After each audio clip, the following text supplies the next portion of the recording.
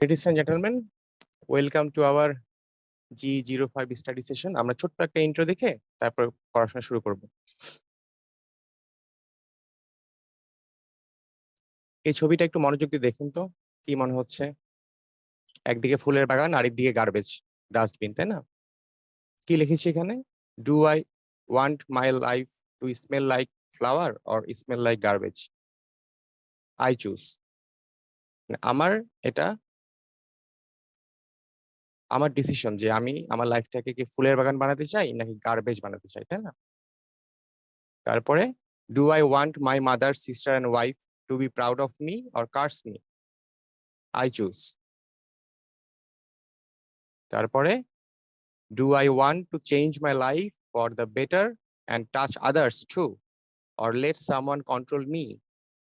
I choose. Do I want to financially independent and fulfilling life or be in debt for the rest of my life? I choose. Do I want a happy, spiritually sound and successful life or lead a miserable, unhappy loser, creepy one? I choose. বুঝতে পারছেন আপনাদের decision, আপনাদের লাইফটা কিভাবে গড়বেন? তো আমাদের intro শেষ হলো, এখন আমরা আমাদের টপিকে প্রবেশ করি। আজকে আমরা পড়বো ইন্ডিয়ান কন্ট্রাক্ট অ্যাক্ট 1872। হ্যাঁ, তো একটা অ্যাক্ট কেন তৈরি হয়? প্রথমে তো প্রবলেমস আসে, তাই না? তো কন্ট্রাক্ট যেহেতু আছে, কন্ট্রাক্ট অ্যাক্ট, তাহলে প্রবলেম গুলো আসছে কিসের মাধ্যমে? কমার্স অথবা বিজনেস এর সরি এর প্রবলেম গুলো আসছে। একটা প্রবলেম আমি বলছি ফ্রড। এর সলিউশন হিসেবে আমরা অথবা সরকার একটা অ্যাক্ট বানায়, হ্যাঁ, ভয়েড কন্ট্রাক্ট থেকে রুলস বানায়। এই রুলের একটা বুক থাকে। এই রুল বুকটা যখন পার্লামেন্টে পাস হয়ে যায়, তখন তাকে অ্যাক্ট বলে। রুলটা যখন পার্লামেন্টে পাস হয় তখন তাকে অ্যাক্ট বলে। এখন আপনাদের কাছে আমার প্রশ্ন, এই রুলটা তো 1872 সালে, মানে ব্রিটিশ আমলের। ওই সময় পার্লামেন্ট ছিল ব্রিটিশ পার্লামেন্ট, লন্ডনে। এখন এই অ্যাক্টটা কোথায় পাস হয়েছে আপনারা একটু বলুন তো, আপনাদের কি মনে হয়?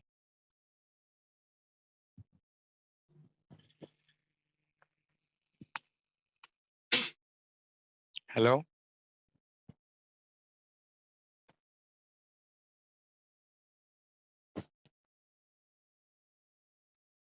হ্যালো, ইন্ডিয়াতে। আর কেউ একজন বলবেন? রাফেল ভাইয়া? এটা তো ভাইয়া ব্রিটিশ পার্লামেন্টে মেবি, এটা না, যেহেতু জি জি 1872। যেহেতু ব্রিটিশ আমলের রুল, ব্রিটিশ আমাদের দেশে শাসন করতো, ওই সময়কার রুল, ওই সময়কার অ্যাক্ট হতে পারে, এটা ব্রিটিশ ব্রিটিশ পার্লামেন্টে আমরা পার্লামেন্ট দেখি। হতে পারে ভাইয়া, ব্রিটিশ পার্লামেন্ট হতে পারে। রাইট, আচ্ছা, তাহলে আমরা দেখি। হ্যাঁ, এই একটা আসলে ইন্ডিয়ান পার্লামেন্টে পাস হয়েছিল। হ্যাঁ, কারণ যে দেশের অ্যাক্ট সেই দেশেই পাস হবে। ইন্ডিয়ান কন্ট্রাক্ট অ্যাক্ট ইন্ডিয়াতে পাস হয়েছে। আচ্ছা, এখন আমরা কিছু টার্ম সম্পর্কে আগে জেনে নিই। কেউ একজন পড়বেন প্লিজ?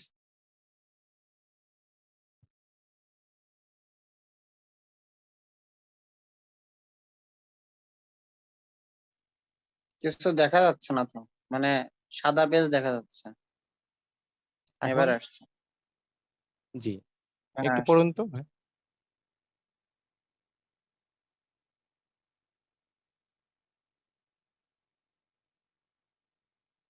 কোনটা পড়বো, বিল নাকি প্রথম থেকে?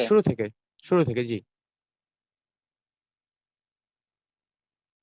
বিল, predecessor to an act, a document that is presented in a legislature for discussion and voting.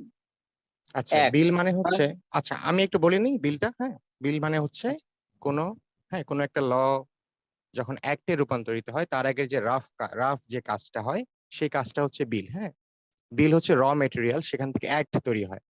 এখন অ্যাক্টটা একটু পড়ুন।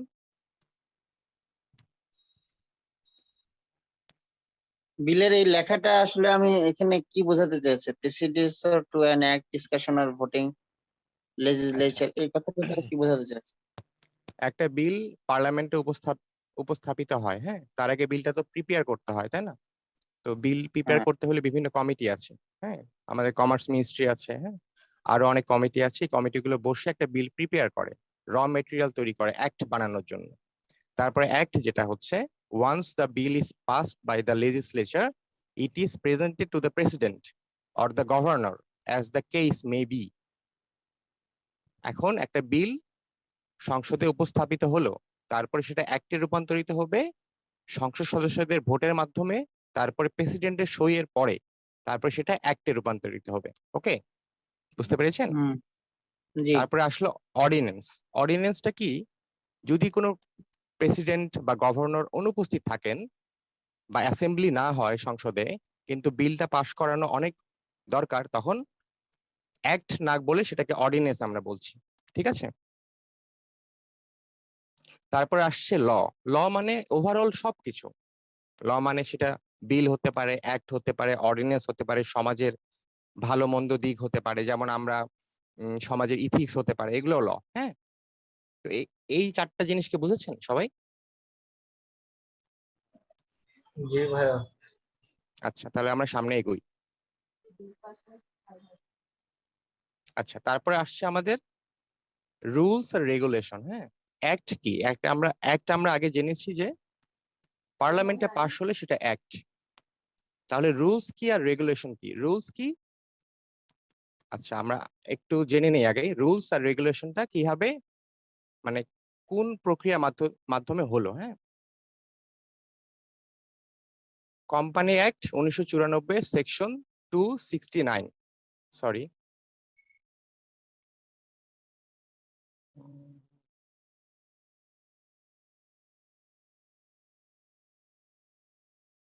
কোম্পানি অ্যাক্ট 1994 এর সেকশন 269 বলা হয়েছে যে অ্যাক্টের সাবঅর্ডিনেট হিসেবে রুলস কাজ করবে, অ্যাক্টের সাবঅর্ডিনেট হিসেবে। যেমন ধরেন, কোম্পানি অ্যাক্টে যখন পাবলিক বা প্রাইভেট কোম্পানির পেইড আপ ক্যাপিটাল আগে কত ছিল, 1 লাখ বা 1.5 লাখ ছিল, ওটা যখন চেঞ্জ করা হলো তখন ওখানে লেখা ছিল যে অ্যাজ মে বি প্রেসক্রাইবড। হ্যাঁ, তখন ওখানে লেখা থাকে। এখন কোম্পানি একটা যদি আপনারা পান যে অ্যাজ মে বি প্রেসক্রাইব, তখন মনে করবেন এটা রুলসে চলে গিয়েছে। হ্যাঁ, রুলস হবে অ্যাক্টের অধীনে। অ্যাক্টে তো বিস্তারিত থাকবে না, একটা সারাংশ, এর বিস্তারিত থাকবে রুলসে। এবং এই রুলসটা কে করবে? এই কোম্পানি অ্যাক্ট 1994 হাইকোর্টকে পাওয়ার দিয়ে দিয়েছে এবং মিনিস্ট্রি অফ কমার্সকে পাওয়ার দিয়ে দিয়েছে যে তোমরা রুলস বানাও, তোমরা অ্যাক্টের অধীনে থেকে রুলস বানাও। আর রেগুলেশনটা কি কিরকম? রেগুলেশন হচ্ছে ডেলিগেটেড লেজিসলেশন, মানে সরকার একটা অথরিটিকে পাওয়ার দিয়ে দিয়েছে, তোমরা তোমাদের রুলস তোমাদের মতো করে বানাও। যেমন এখানে আছে Bangladesh securities and exchange commission, Bangladesh bank, আর একটা উদাহরণ আছে যে insurance development and regulatory authority. এতটুকু বুঝেছেন সবাই? জি। আচ্ছা, তাহলে আমরা সামনে আগাচ্ছি।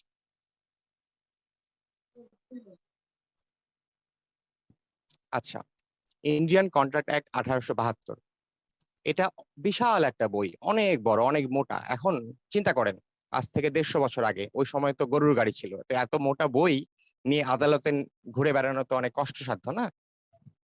Just fun. হ্যাঁ, মনে করেন যে অনেক বড় বই, একটা বইয়ের মধ্যে এত কিছু ছিল যে মনে রাখাও কষ্টকর, আবার এটা নিয়ে মানে ঘুরে বেড়ানো কষ্টকর। তখন কি হলো? সামনে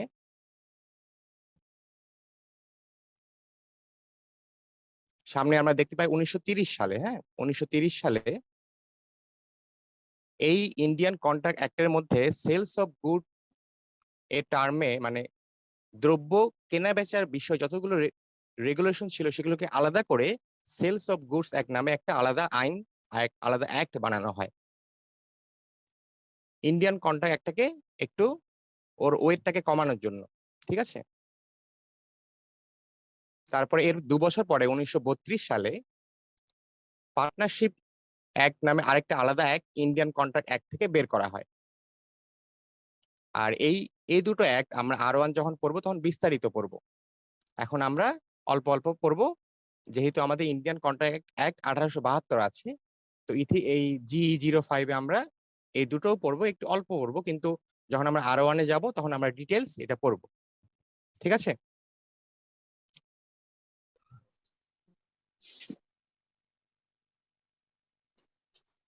হ্যালো, হ্যাঁ জি ভাইয়া, বলেন, শুনতে পাচ্ছি। এবার আচ্ছা শুনতে পাচ্ছি। আমরা তাহলে কন্ট্রাক্ট অ্যাক্টে চলে যাই। প্রথমে আমরা কিছু মজার কেস স্টাডি দেখে নিই, হ্যাঁ, যে কন্ট্রাক্ট অ্যাক্টে কেস গুলো কিভাবে আসে বা কাকে কন্ট্রাক্ট বলা হয়, হ্যাঁ, কি কি আছে, হ্যাঁ, আমরা একটু দেখে নিই। কেস নাম্বার 1, হ্যাঁ, ধরুন যে মিস্টার এ, আচ্ছা মিস্টার এ রাফেল ভাই, আপনি মিস্টার এ, ওকে, আর মিস্টার বি হচ্ছে আমি, ঠিক আছে? আসুন এইভাবে আমরা Okay. গল্পের মাধ্যমে বোঝার চেষ্টা করি। তো মিস্টার এ কি করলো, মিস্টার বি কে একটা পার্টিতে দাওয়াত দিল। রাফেল ভাই আপনি সিএমএ হয়ে গিয়েছেন, আপনি আমাকে ফোন করলেন যে মেজবা ভাই আমি সিএমএ হয়ে গিয়েছি, আজকে পার্টি দিব, রাতে আপনি চলে আসবেন, হ্যাঁ, জি ফোনে বলছেন আমাকে, ঠিক আছে? তখন জি আমি কি বললাম আপনাকে, যে রাফেল ভাই আমার কিন্তু মানে চাহিদা অনেক বেশি, হ্যাঁ, আপনি সিএমএ হয়ে গিয়েছেন, তাহলে আমাকে মানে আপনি টার্কির মাংস খাওয়াবেন, মুরগি হবে না, চিকেন হবে না, আমাকে টার্কির তারেকুজ্জামান মাংস ভাই মিউট করেন। হ্যালো, সরি, তারেকুজ্জামান ভাই মিউট করেন। হ্যাঁ বলেন, আপনি বলেন।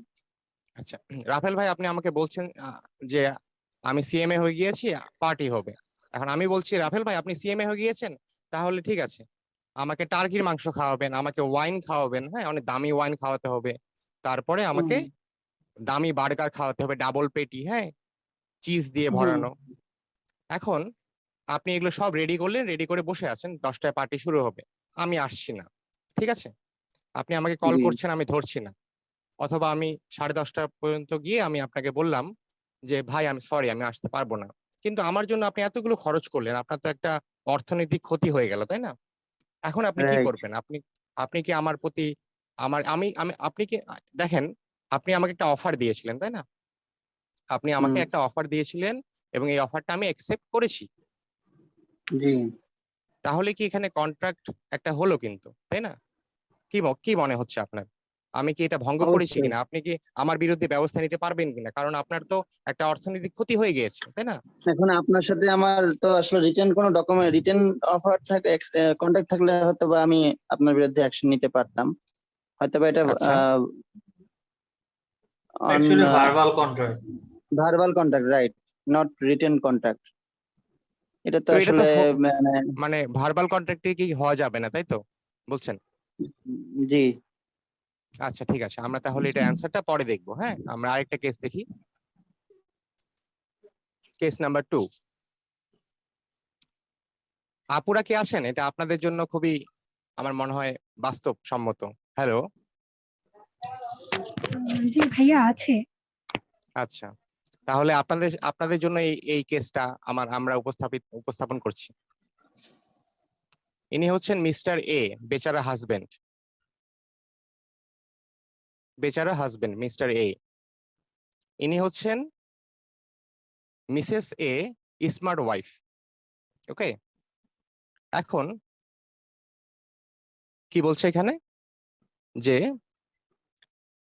ধরুন যে আগামীকাল এই দম্পতির অ্যানিভার্সারি, তো মিস্টার এ মিস্টার মিসেস এ কে বললেন যে কালকে তো আমাদের অ্যানিভার্সারি, তাহলে আমি কালকে তোমাকে একটা হীরের হার উপহার দিব। আপনারা দেখতে পাচ্ছেন অনেক সুন্দর না হীরের হার?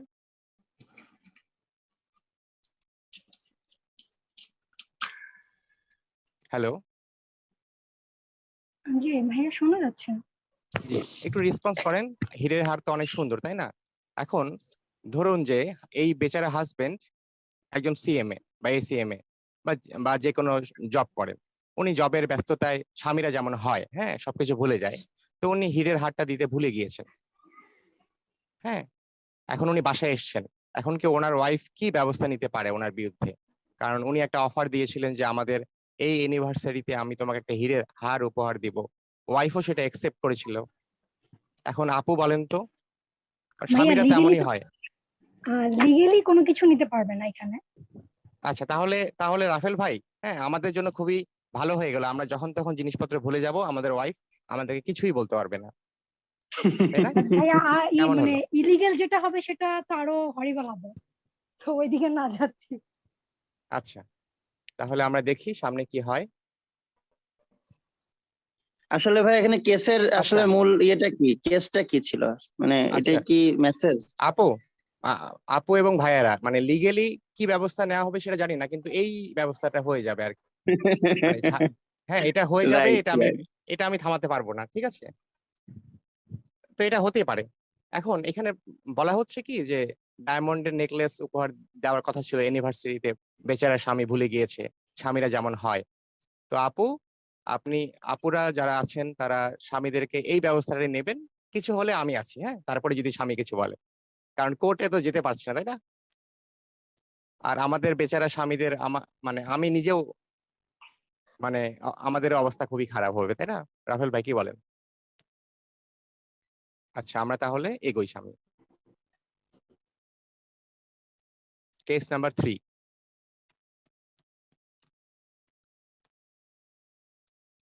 মিস্টার এক্স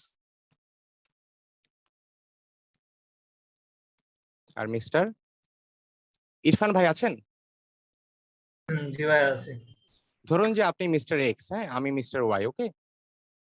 তো এখানে কি বলছে যে mister X offers mister Y to buy his car at the rate of টাকা 10 লাখ। আচ্ছা, কারটা আমরা আগে দেখে নিই, কারটা কেমন, তাই না, কিনবো কিনা। এই যে লাল টুকটুকে গাড়ি আমার অনেক পছন্দ হয়েছে ভাই। আপনি মিস্টার এক্স, আপনি আমাকে একটা, সরি ভাই আপনার এইজটা একটু বেড়ে গিয়েছে, কিছু মনে করবেন না, ঠিক আছে? এখন আপনি লাল টুকটুকে গাড়িটা আমাকে বিক্রি করবেন, অফার দিলেন 10 লাখে, আমি রাজি হলাম। এখন যেদিন আমার কেনার দিন, আপনার বিক্রি করার দিন, সেদিন আমি আসলাম না বা আমি বললাম যে আমি গাড়িটা কিনবো না, এখন আপনি কি কোনো ব্যবস্থা নিতে পারবেন আমার বিপক্ষে? আপনার কি অ্যাকচুয়ালি মনে এটা হয়? যে এখন আপনি এটা তো আমাকে ইন্টেনশন। অফার করেছেন, তাই না? হ্যাঁ হ্যাঁ আপনি হ্যাঁ। আমাকে অফার করেছেন, আমি অ্যাকসেপ্ট করেছি, এবং 10 লাখ টাকার লেনদেন হবে এখানে। কি মনে হচ্ছে?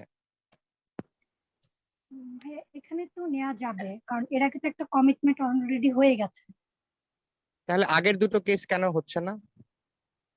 ওইখানে তো মানে লিগেলি কোনো বাইন্ডিংস ছিল না। আচ্ছা, ঠিক আছে, বাট আমরা এটা তাহলে দেখবো, যেহেতু হ্যাঁ।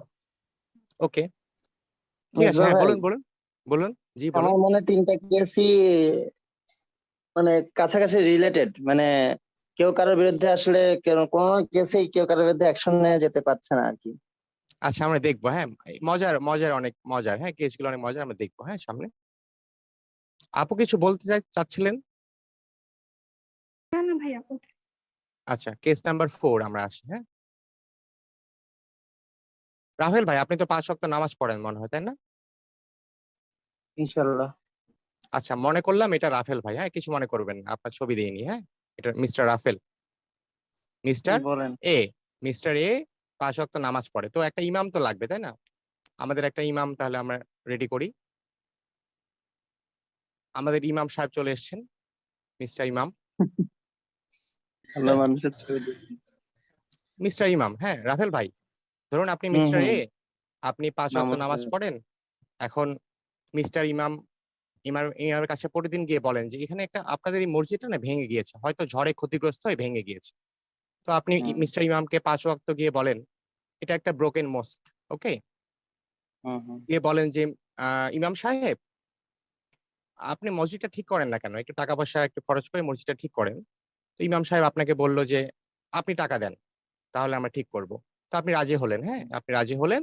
আপনি কি করলেন, মিস্টার এ অফার্স টাকা 100 টু মিস্টার ইমাম ফর রিপেয়ারিং দ্য মস্ক, ওকে?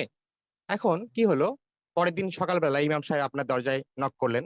এখন আপনি মিস্টার এ ইমাম সাহেবকে চিনলেনই না যে ভাই আপনি কে। ইমাম সাহেব বললেন যে আপনি তো কালকে বলেছিলেন আমাকে 100 টাকা দিবেন, আজকে তো আপনি অস্বীকার করছেন। তো এই এই ঘটনায় ইমাম সাহেব কি আপনার বিরুদ্ধে কোনো অ্যাকশন নিতে পারবে কিনা, রাফেল ভাই কি মনে করেন? না, পারবে না।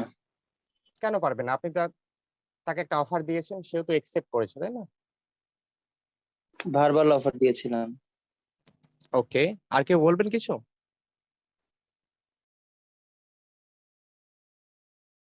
হ্যালো?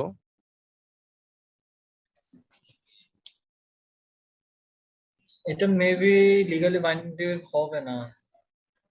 এটা আচ্ছা তো ওই ইন্টেনশনে করা হয়নি। আচ্ছা, আমাদের কেসগুলো কি আপনার কাছে মনে হচ্ছে যে মানে একদম ক্লিয়ার কাট বোঝা যাচ্ছে যে কেসগুলো হ্যাঁ কোনটা হ্যাঁ কোথায় হ্যাঁ হ্যাঁ। যাচ্ছে? ওকে, কেসের থ্যাংক সিচুয়েশন ইউ। বোঝা যাচ্ছে। ওকে, তাহলে আমরা একটু ব্যাখ্যা করার চেষ্টা করি এখন, হ্যাঁ, আসুন। আচ্ছা, তার আগে আমরা একটা মজার জিনিস আগে একটা বুঝে নেই, হ্যাঁ, প্রমিস, হ্যাঁ, প্রমিস আর অফার, এটা আমরা একটু পার্থক্যটাকে একটু দেখে নেই, না হলে তাহলে পরবর্তীতে আমাদের বুঝতে সুবিধা হবে। আচ্ছা মেজবা মানে ভাই, আমি একটা কোশ্চেন করি। শিওর। এবার যে কোশ্চেনটা আসছিল আপনাকে যে দিয়েছিলাম, all agreements are contract but all sorry all contracts are agreement but all agreement are not contract, এটা কি এই কোশ্চেনের সাথে কিছুটা রিলেটেড কিনা? আশা করি আগামী 10 মিনিটের মধ্যে আপনি এই কোশ্চেনের অ্যান্সার পেয়ে যাবেন। না সেটা পাবো, কিন্তু এই কোশ্চেনটা কিন্তু এবারে আসছিল, মানে এই রিলেটেড হ্যাঁ, হ্যাঁ, মনে হচ্ছে আমার কাছে। হ্যাঁ, আচ্ছা, আশা করি আগামী 10-15 মিনিটের মধ্যেই আপনি আপনার কোশ্চেনের অ্যান্সার পেয়ে যাবেন। আচ্ছা, তার আগে আমরা একটু প্রমিস আর অফারের পার্থক্যটা দেখে নিই। হ্যাঁ, এখানে হচ্ছে কি, কন্ট্রাক্ট একটা অফার করা হয় আর অফারটা একসেপ্ট করা হয়। প্রমিস, প্রমিস না কিন্তু, হ্যাঁ, প্রমিসটা কি জিনিস, প্রমিসটা ব্যাখ্যা করতে বা প্রমিসটাকে ডেলিভার করতে একটা প্রমিসারি নোট ব্যবহার করা হয়। হ্যাঁ, এই প্রমিসারি নোটটা আমরা কোথা থেকে পাই? এই যে একটা প্রমিসারি নোট, একটা স্যাম্পল দেখেন।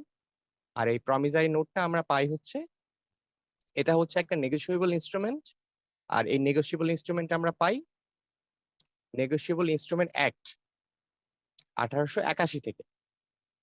এই যে নেগোশিয়েবল ইনস্ট্রুমেন্ট অ্যাক্ট চলে এলো, এটা আমরা যখন R1 পড়বো তখন বিস্তারিত জানতে পারবো। এখন আপাতত মনে রাখুন, প্রমিস আর অফার আলাদা জিনিস। আচ্ছা, তাহলে আমরা কেস স্টাডিতে চলে যাই। আমাদের 1 নাম্বার কেসটা কি ছিল? মিস্টার এ আর মিস্টার আইসক্রিমে বি। দাওয়াত দিছিল আর কি, পার্টিতে দাওয়াত দিছিল, যায়নি। পার্টিতে অফার একসেপ্ট, একজন অফার করেছে না একসেপ্ট করেছে পার্টির জন্য, তাই না? তার আগে আমরা একটু দেখে নেই যে অফার জিনিসটা কি। অফার মানে প্রস্তাবনা, আর প্লাস হচ্ছে একসেপ্টেন্স মানে গ্রহণ, এটা সমান হয়ে গেল একটা এগ্রিমেন্ট। হ্যাঁ, অফার প্লাস একসেপ্টেন্স হলো এগ্রিমেন্ট। তো এখানে একটা এগ্রিমেন্ট কি হয়েছে কিনা, কি মনে হয়? এই হয়েছে। এগ্রিমেন্টের এই এগ্রিমেন্টের নাম আমরা দিলাম সোশ্যাল এগ্রিমেন্ট, যেহেতু এটা ফ্রেন্ডের মধ্যে হয়েছে। হ্যাঁ, তো এটা নাম দিলাম সোশ্যাল এগ্রিমেন্ট। আমরা কেস নাম্বার 2 তে চলে যাই। এখানে একজন বেচারা হাজবেন্ড ছিলেন আর একজন স্মার্ট ওয়াইফ ছিলেন। এখানেও কিন্তু একটা অফার দেওয়া হয়েছিল, অফারটা একসেপ্ট করা হয়েছিল। অফারটা কি ছিল? ডায়মন্ডের নেকলেস, তাই না? তো এটার আমরা একটা নাম দেই, এটাও কিন্তু একটা এগ্রিমেন্ট। কেন? এগ্রিমেন্ট হচ্ছে অফার প্লাস একসেপ্টেন্স। তাহলে এটা আমরা একটা নাম দেই, নামটা ডোমেস্টিক দিলাম আমরা এগ্রিমেন্ট। জি, ডোমেস্টিক এগ্রিমেন্ট। তারপর কেস নাম্বার 3। এখানে মিস্টার এক্স মিস্টার ওয়াই কে অফার দিচ্ছে যে আমার গাড়িটা 10 লাখ টাকায় কিনবে কিনা, কিনতে পারো।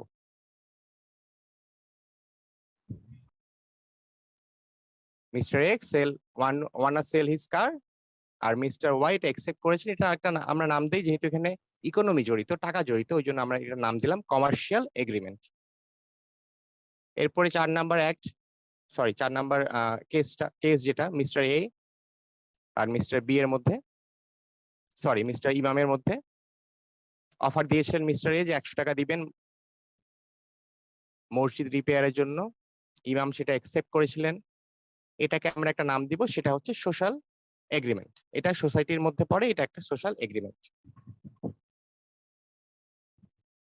এতটুকু তো সবাই বুঝতে পেরেছেন, তাই না? জি ভাই।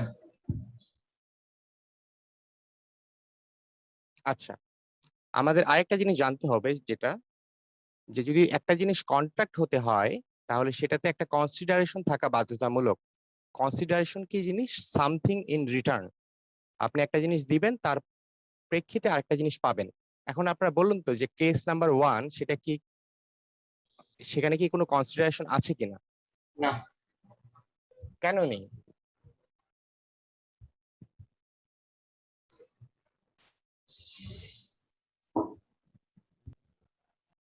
হ্যালো, কেন না বললেন? স্যার ভাই এখানে দেনা পাওনার তো কোনো রিলেশন নাই, মানে আপনি যেটা বললেন আচ্ছা, যে একটা কিন্তু পাওয়ার ইস্যু। অফার অফারও আছে, একসেপ্টেন্সও আছে, হ্যাঁ, এগ্রিমেন্ট হয়ে গিয়েছে, ভার্বাল হোক না কেন, এগ্রিমেন্ট তো হয়েছে। তারপরে আসলো না, হ্যাঁ, আপনার তো অর্থনৈতিক ক্ষতি হয়ে গেল। আপনি যে এত কিছু অ্যারেঞ্জ করেছিলেন ওগুলো তো নষ্ট হয়ে গেল, তাই না? আপনি তো একা খেতে পারবেন না। এটা তো উইলিংলি করা হয়েছে, আর এখান থেকে তো মানে যাকে ইনভাইট করা হয়েছে তার কাছ থেকে তার অল্টারনেট কিছু পাবে সেরকম কোনো এক্সপেকটেশন আচ্ছা, তো ছিল এখন না। অল্টারনেট পাবে তো আপু, আপনি হ্যাপিনেস পাবেন, আপনার বন্ধুর সাথে আড্ডা মারলে আপনার হ্যাপিনেস বাড়বে, তাই না? আপনি একটা মজার সময় টাইম স্পেন্ড করতে পারবেন, তাই না? But ওগুলো তো আর লিগ্যাল বাইন্ডিং তো করছে না। আচ্ছা, ঠিক আছে, থ্যাংক ইউ। মেজবা তো ভাই, এখানে জি বলুন। আমাকে একটু সামথিং ইন রিটার্ন কনসিডারেশন যেটা বললেন এটা আরেকবার একটু বলবেন, মানে বুঝাবেন, এটা আমি আসলে I am not clear about this. আচ্ছা, এখন আপনি যদি একটা কিছু দেন তার বিনিময়ে আপনাকে কিছু পরিমাপযোগ্য জিনিস নিতে হবে, হ্যাঁ? আমরা আসছি, হ্যাঁ, আমরা এটা আচ্ছা আচ্ছা। চারটা করি তাহলে মনে হয় আপনার বিষয়টা ক্লিয়ার হয়ে যাবে। প্রথম কেসটা কিন্তু কনসিডারেশন নয়, কারণ হ্যাপিনেস বা আপনি একটা ভালো সময় কাটালেন সেটা আপনি কোনো কোনো যন্ত্রে মাপতে পারবেন না, আপনার হ্যাপিনেস, ঠিক আছে? মাপতে পারবেন না, এখানে কোনো ইকোনমি জড়িত নয়। আমরা যেহেতু বিজনেস রিলেটেড পড়াশোনা করছি, সবসময় আমি চিন্তা করবো যে ইকোনমি কোথায় জড়িত। হ্যাঁ, ওখানে কিছু টাকা লস হয়েছে, কিছু জিনিস আপনার আহ খাদ্যদ্রব্য আপনি এনেছিলেন, ওয়াইন এনেছিলেন, এগুলো এগুলো আপনি না খরচ হয়েছে আপনার, কিন্তু এগুলো তো আপনি পরবর্তীতে ব্যবহার করতে পারবেন, আপনি তো কাউকে দিয়ে দিতে পারবেন না, খাবারগুলো নষ্ট তো হবে না একদম, তাই না? আচ্ছা, পরের কেসটা যেখানে হাজবেন্ড এন্ড ওয়াইফ, হ্যাঁ, এই যে নেকলেসে দিল না, এখানে কি হবে বলেন দেখি, এখানে কি হতে পারে? এটা কি কোনো কনসিডারেশন হলো? এটাও কনসিডারেশন হবে না ভাইয়া। কেন হবে না? এটাও সেম ভাইয়া, মানে ওয়ানটার মধ্যে প্রায় রিলেটেড। হ্যাঁ, ওয়ানের মতো প্রায় লিডার, যে আমি নেকলেসটা উপহার দিলে আমার ওয়াইফ অনেক হ্যাপি হবে, হ্যাঁ, আমাকে শান্তিতে ঘুমোতে দিবে, না হলে তো ঝাড়ু বাটিয়ে দিবে, তাই না? তাহলে এটাও কনসিডারেশনে পড়বে না। এখন 3 নাম্বার যেটা, যেখানে একজন কার অফার করছে কার সেলের জন্য, আরেকজন কার কিনতে যাচ্ছে, টাকা নিয়ে চলে আসছে কিন্তু পরের দিন আর কিনলো না, এখানে কি মনে হচ্ছে? এটা পড়বে ভাইয়া কনসিডারেশন। আচ্ছা, আমরা দেখি পরে কিনা। হ্যাঁ, এটা পড়ছে কারণ এখানে ইকোনমি জড়িত, হ্যাঁ, এখানে একটা জিনিসের বিপরীতে আরেকটা জিনিস দেয়া হচ্ছে, হ্যাঁ, গাড়ি একজন পাচ্ছে আরেকজন পাচ্ছে টাকা। রাফেল ভাই বুঝতে পেরেছেন? জি জি। সেটা টাকা না হয়ে যদি অন্য কোনো অ্যাসেট হতে পারে, হ্যাঁ, যে কোনো অ্যাসেট হতে পারে টাকা ছাড়াও। আচ্ছা, এরপরে যে লাস্টে যে উদাহরণ, এটাতে আপনাদের কি মনে হচ্ছে? ভাই এটাও পড়বে না। আচ্ছা, এটা তো সোশ্যাল এগ্রিমেন্ট, তাই না? এটাও পড়বে না। Thank you.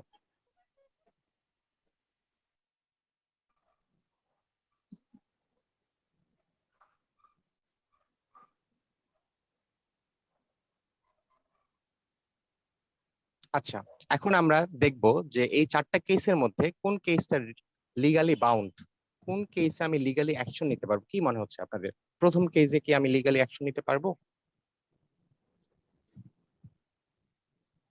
না। না ভাইয়া, পসিবল না। আচ্ছা, হ্যাঁ, এটাতে লিগালি অ্যাকশন নেওয়া যাবে না। আচ্ছা, পরেরটাতে কি মনে হচ্ছে? হাজবেন্ড এন্ড ওয়াইফ, এটা তো না, পসিবল না। এটাতে কি নেওয়া পসিবল? না। তাহলে রাফেল ভাইয়া, যদি নেওয়া পসিবল জি না বলেন। হয় তাহলে আপনি আপনার ভবিষ্যৎ ওয়াইফের কাছ থেকে কোনো মানে ফান করছি জাস্ট, হ্যাঁ, আপনি সমস্যা নেই, সবকিছু ভুলে যান, সে কোনো অ্যাকশন নিতে পারবে না, কি বলেন? কত মজা না আমাদের। আচ্ছা, এরপরে কেসটা কি মনে হচ্ছে, যেটাতে লিগালি অ্যাকশন নেওয়া যাবে কিনা? জি ভাইয়া যাবে। যাবে না। এটা তো মনে হচ্ছে যাবে। এখন তো কার্ডটা তো আমি বিক্রি একদিন না, আচ্ছা আজকে ডেট ছিল, আজকে কত তারিখ? 26 তারিখ, হ্যাঁ, 26 তারিখ কার্ডটা বিক্রি করব, সে আসলো না, আমি অন্য কারো কাছে বিক্রি করে দিই, পরের দিন বিক্রি করে দেই, সমস্যা নাই তো, তাই না? একদিন একদিন ওয়েট করি। এখন আমার টাকা তো তো দেওয়ার কথা কাস্টমার, ছিল কিন্তু টাকা তো নিতে দিতে আসেনি, তাই না? হ্যাঁ, হ্যাঁ, টাকা দিতে আসেনি, এই জন্য এটাতে আমরা এটাও লিগালি হবে না। অ্যাকশন নিতে পারবো এটাতে, কারণ এখানে টাকা জড়িত আছে, যেখানে টাকা জড়িত হবে সেখানে আমরা কিন্তু লিগালি অ্যাকশন কিভাবে নিতে পারবো? পারবো। মানে টাকা জড়িত, তার তো টাকা দেওয়ার কথা ছিল কিন্তু সে দিতে আসেনি। হ্যাঁ, মানে কিন্তু তার তার আগে সাথে কি আমার শোন, কোনো এখন একটা কমিটমেন্ট কন্ট্রাক্ট হয়েছিল তো, হয়েছে, ভালো ভালো কোনো রিটেন কোনো কিছু ডকুমেন্ট ছিল তার সাথে আমার? হ্যাঁ, এখানে একটা কনসিডারেশন হয়েছে, কি কনসিডারেশন? এখন লিগ্যাল ডকুমেন্ট না থাকলেও যদি সাক্ষী থাকে, 3-4 জন সাক্ষী থাকে, তো কোর্ট এটা চিন্তা করবে যেটা একটা কনসিডারেশনের মধ্যে পড়ে, কারণ সামথিং চলে যাচ্ছে আর সামথিং আসতেছে, হ্যাঁ, এটাকে কোর্ট কনসিডারেশনে নেবে, ঠিক আছে? ভাইয়া কোনো কিছু এই- পারচেস করার ক্ষেত্রে তো প্রথমে একটা বায়না নামা হয় বা একটা বায়না হ্যাঁ, হয় হ্যাঁ, যে হ্যাঁ, হ্যাঁ আমি অমুক তারিখে এটা হবে, সেটা যদি হয়ে থাকে, ইফ দ্যাট ইজ হ্যাপেন, তাহলে অবশ্যই লিগালি অ্যাকশন নেওয়া যাবে। হ্যাঁ, কিন্তু এবং আমি যদি একটা দোকানে যেয়ে বলি যে ভাই আপনার এই গাড়িটা আমার পছন্দ হয়েছে, 10 লাখ টাকা দিয়ে আমি নিব আগামী পরশুদিন, কিন্তু আমি আগামী পরশুদিন এনি কেস যেতে পারলাম না, সেখানে আমার সাথে আপনার লিগালি কনসিডারেশন হতে পারে, মানে লিগালি অ্যাকশন কিভাবে নিবেন আপনি আমার সাথে? এখন How? এখানে সাক্ষীর দিতে হবে আপনাকে, আপনার দোকানে কর্মচারী বা আরো নিরপেক্ষ সাক্ষী হাজির করতে হবে 3-4 জন। শুধু ওরা সাক্ষী সাক্ষীতে দিবে। কি লিগালি অ্যাকশন নেওয়া সম্ভব, মানে উইদাউট এটা রিটেন? এটা অলরেডি আসলে একটা জটিল। Verbal contract. হ্যাঁ, এটা জটিল কেস। এটা মনে হয় মানে আপনার ভ্যারি এই যে করে। লিগালি এতে যেটা টিক মার্কটা হলো, আমি আসলে এটাতে একটু কনফিউজড আর কি, যে লাস্টে যেটা যে টিক মার্কটা পড়লো, how it could be legally actionable. যখন যাই কনসিডারেশন হোক, আপনি থাকবে, হয়তো হ্যাঁ, যখন কনসিডারেশন থাকবে তখন লিগ্যালি অ্যাকশন নিয়ে যাবে। কনসিডারেশন রিটেন হতে পারে, এখন ভার্বালও হতে পারে, এখন 3-4 জন সাক্ষীও থাকতে পারে। এখন সব কিছু তো কেস টু কেস ভ্যারি করবে। কোর্ট এটা চিন্তা করবে যে আসলে কনসিডারেশন হয়েছে কিনা। যদি কনসিডারেশন না হয় তাহলে আগের 3টা বাদ। বাকি যে 3টা ছিল, এই 3টা কনসিডারেশনই টিকবে না। এগুলো এগ্রিমেন্ট ঠিক আছে, কিন্তু এগুলো কোনো কন্ট্রাক্ট নয়। হ্যাঁ, আমি এখন সেটাই 4 বলতে ভাইয়া নাম্বার। চাচ্ছি, এটা আর কি। আমি জি, মেজবা ভাই আমি একটু এখানে অ্যাড করি যে আমি ইনভাইটেশন একটা টার্ম পেয়েছিলাম। তো এই টার্মটা কি এটার সাথে কোনোভাবে রিলেটেড আমাদের 3 নম্বর কেসে?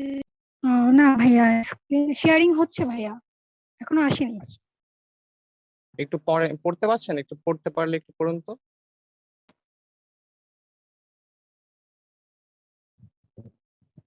ভাইয়া পড়া যাচ্ছে, জুম আউট করে। জি, একটু পড়ুন তো আপু। অফার আর ইনভাইটেশন টু অফার কি জিনিস আমরা একটু জানি।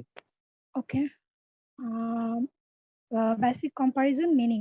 অফারের মিনিং হলো when one person express his will to another person to do or not to do something to take his approval, he is known as an offer.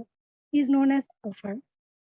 Okay, Acha. Or invitation to offer. When a person express something to another person to invite him to make an offer, it আচ্ছা, is known as invitation to offer. কি বুঝলেন আপু? আচ্ছা, অফারের ক্ষেত্রে আপনার যেটা main করলো এখানে যে একজন আরেকজনকে মানে উইলিংলি এক্সপ্রেস করবে কোনো কিছুর জন্য, অ্যাপ্রুভালের জন্য। আর ইনভাইটেশন এটা হলো আপনার something other person to invite him make offer. আচ্ছা, এটা হলো ভাইয়া তাহলে অফারের আগের পোর্শনটা পড়ছে ইনভাইটেশনে। রাইট। সাপোজ আমি কোনো প্রোডাক্ট সেল করার জন্য বলি, আমি এটা মানে ডিসপ্লে করা হয় যেখানে বা কোনো কিছু শো করা হয়, তো এটা তাকে ডিরেক্ট অফার করা হচ্ছে না, তাকে ইনভাইট করা হচ্ছে নেওয়ার জন্য, বাট এটা ডিরেক্ট অফারে পড়ছে না তাহলে। হ্যাঁ, আমরা যদি ওই কারের যে একটা উদাহরণ দিয়েছিলাম, কার বিক্রি করার, ওখানে যদি বলা হয় যে মিস্টার এক্স মিস্টার ওয়াই কে বলছেন তুমি কি আমার কার্ডটা নিবে, এটা হচ্ছে অফার। আর ইনভিটেশন মানে হচ্ছে আমি কার্ডটি বিক্রি করতে চাচ্ছি। জি, কেমন হয় বলো তো? ক্লিয়ার, হ্যাঁ বুঝতে পেরেছি। তারপরে পড়ুন, ডিফাইন ইন। আচ্ছা, ডিফাইনিং বলছে section 2A of the Indian act contract act 1872। আর এটা এখন not define. Right. Invitation to অফারটা স্পেসিফিক্যালি ডিফাইন করা নাই। আচ্ছা, আচ্ছা, তারপরে অবজেক্টিভে আছে টু এন্টার ইনটু কন্ট্রাক্ট, তার মানে অফারের মাধ্যমে তারা কন্ট্রাক্টে ইন করবে। আর yes, invitation to offer to receive offers from people and negotiate the terms on which the contract will be created. তার মানে আপনার এটা ইনভাইটেশন যদি মানে ইনভাইটেশনের পরে যদি অফার দেওয়া হয় লোকদেরকে, তখন এটা নেগোসিয়েশনের মাধ্যমে আপনার ইয়েতে কন্ট্রাক্টে আসবে, ক্রিয়েট হবে। Right. Essential to make an agreement, এটা একটা, আচ্ছা অফারটা এসেনশিয়াল এগ্রিমেন্টের জন্য ইম্পর্টেন্ট, বাট ইনভাইটেশনটা ইম্পর্টেন্ট না। ওকে, কনসিকুয়েন্স যেটা রেজাল্টটা বলছে the offer becomes an agreement when accept, তার মানে এটা এগ্রিমেন্টে যাবে যখন এটা অ্যাকসেপ্ট করা হবে, উইদাউট এটা আপনার এগ্রিমেন্ট হবে না। An invitation to offer becomes an offer when responded by the party to whom it is made. তার মানে যাকে ইনভাইট করা হচ্ছে সে যদি এটা আহ, আপনার পরে অ্যাকসেপ্ট করে, দেন ওইটা অফারে যাবে, আদারওয়াইজ অফার হবে না। আপু আপনি ক্লিয়ার হয়েছেন আপনার যে হ্যাঁ কোশ্চেনটা হ্যাঁ ছিল? ভাই, আমি ক্লিয়ার। জি জি, থ্যাংক ইউ। আর কেউ কি থ্যাংক ইউ। বুঝতে পেরেছেন বা কোনো সমস্যা আছে আর কারো এখানে? ভাইয়া এই স্লাইড গুলো কি আমাদের শেয়ার করা হবে? এটা তো ইউটিউব ভিডিওতে চলে যাবে, ইউটিউবে চলে যাবে, আপনারা দেখে নিতে ওকে পারবেন। ওকে ওকে। তাহলে আমরা আমাদের মূল তাহলে- আলোচনায় ফেরত যাই। হ্যাঁ, আমরা কি বলেছিলাম? রাফেল ভাইয়া, হ্যালো, রাফেল ভাই কি আছেন? যুক্ত হয়েছেন? হয়নি মনে হয়। আচ্ছা, রাফেল ভাই যে কোশ্চেনটা ছিল যে ভার্বাল এগ্রিমেন্ট করা যাবে কিনা বা ভার্বাল কন্ট্রাক্ট করা যাবে কিনা, হ্যাঁ করা যাবে, কিন্তু ভার্বাল কন্ট্রাক্ট কোর্টে প্রুফ করা অনেক কঠিন। হ্যাঁ, এই জন্য বলা হয় যে ভার্বাল কন্ট্রাক্টে না যেতে বলা হয়। হয়তো একটা ইমেল করে দেন, অথবা একটা লিগে একটা কোনো একটা রিটেন একটা ডকুমেন্ট রাখুন, অথবা কোনো একটা একজন অফার দিয়েছে, একজন অ্যাডভার্টাইজমেন্ট দিয়েছে যে আমাদের এখানে গরুর দুধ পাওয়া যায় 50 টাকা করে কেজি বা লিটার। তো ওই অ্যাডভার্টাইজমেন্টের একটা ছবি তুলে রাখুন। তাহলে প্রমাণ দিয়ে তারপর আপনাকে বোঝাতে হবে যে এখানে একটা কনসিডারেশন আছে, এখানে একটা কন্ট্রাক্ট হয়েছে। হ্যাঁ, না হলে ভার্বাল কন্ট্রাক্ট প্রমাণ করা অনেক কঠিন। এজন্য আমরা সবাই, এই জন্য তো ইন্ডিয়ান কন্ট্রাক্ট অ্যাক্ট এসেছে। কেন এসেছে? আগে সবাই ভার্বালি কন্ট্রাক্ট করতো, কিন্তু ফ্রড করতো, এই জন্য কন্ট্রাক্ট এসছে। এই জন্য সবাইকে বলা হয় যে এখন থেকে রিটেন কন্ট্রাক্ট করো, কিন্তু রিটেন আচ্ছা ভাইয়া ভার্বাল কন্ট্রাক্ট। একটু জি, হুম, ভাই এই যে বললেন যে অ্যাডভার্টাইজমেন্ট যে ইস্যুটা, তো এটা তো ডিরেক্ট কোনো অফার না, এটা তো আপনার ইনভাইটেশনে পড়বে। হ্যাঁ ইনভিটেশনে পড়বে, কিন্তু যখন আপনি 50 টাকা নিয়ে গেলেন, তখন যদি আপনাকে না দেয় তখন কেমন লাগবে? না ওইটা তো ট্রানজাকশনের পরে, বাট হ্যাঁ যদি কোনো অ্যাডভার্টাইজ দেওয়া হয় যে এখানে এটা পাওয়া যায়, হ্যাঁ ওই হ্যাঁ, এটা পর্যন্ত এটা এটা হচ্ছে ওই যে আপনি ইনভাইটেশন। যেটা বললেন না যে ইনভাইটেশন, রাইট, ইনভাইটেশন, ওইটা কিন্তু invitation। একদম বলা হচ্ছে যে এখানে আসুন আপনারা নিয়ে যান, গরুর দুধ আছে 50 টাকা নিয়ে যান। কারণ আমি গেলাম 50 টাকা দিয়ে, আমাকে দিচ্ছে না, তাহলে কেমন লাগবে, তাই না? সেটা আপনার মানে বুঝতে পারছি। আমাকে বললো যে আচ্ছা আপনি 50 টাকা নিয়ে আসুন, আমি দিয়ে দিব। এটা হচ্ছে অফার। আর অফারের আগেরটা কি? ইনভাইটেশন, যে সবাইকে বলছি যে এখানে 50 টাকায় গরুর দুধ পাওয়া যায়, তাই না আপু? যেটা আমরা বুঝলাম। আচ্ছা, এই 4 নাম্বার কেসটা কি লিগালি বাউন্ড হবে? কি মনে না হয় না আপনাদের? না, আচ্ছা, আমরা একটু এটা দেখি। হবে না। রাইট, এটা হবে না। ওকে, তাহলে আমরা সামনে এগোই।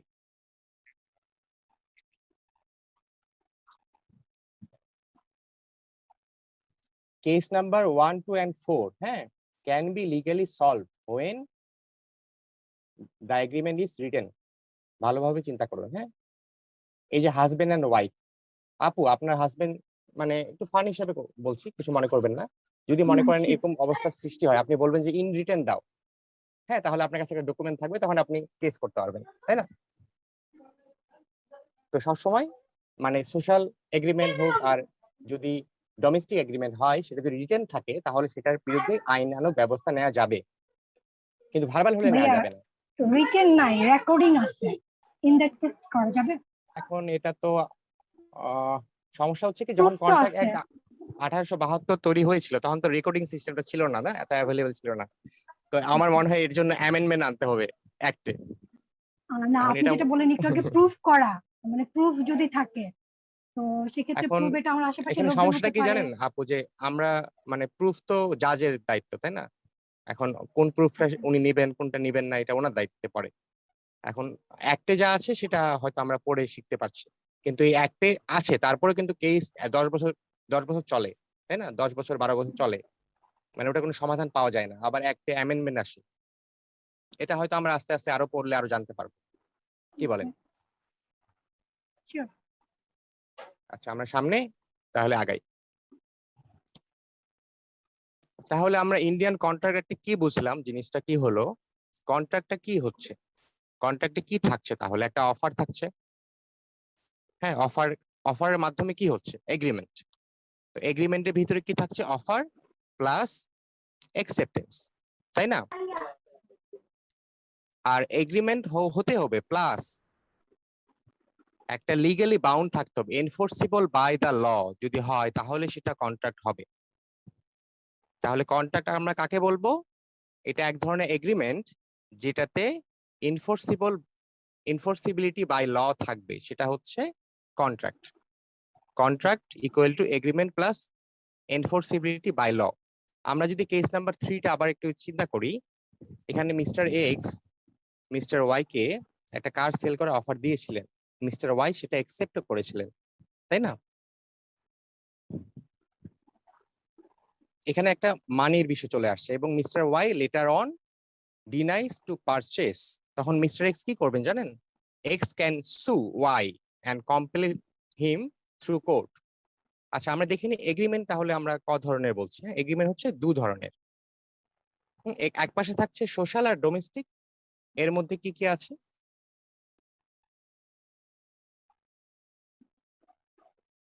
Unless it is specially mentioned in a contract to create legal relation, যদি সোশ্যাল এবং ডোমেস্টিক এগ্রিমেন্ট ইন রিটেন থাকে, হ্যাঁ, এবং মেনশন করা থাকে মানে স্পেসিফিক্যালি যে এই জিনিস যদি না হয় তাহলে এটা এটা করতে পারবো, তাহলে এটা লিগালি বাউন্ড হবে।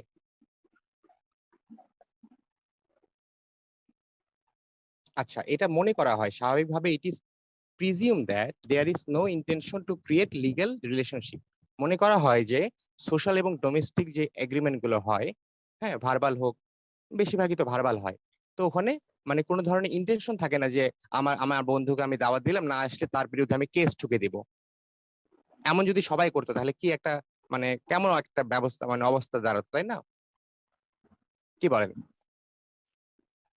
তাহলে এখানে hence no enforceability by the law হচ্ছে, হ্যাঁ, ল এখানে এনফোর্স করা যাচ্ছে না। আরেকটা হচ্ছে কমার্শিয়াল এগ্রিমেন্ট। এখানে কি থাকছে?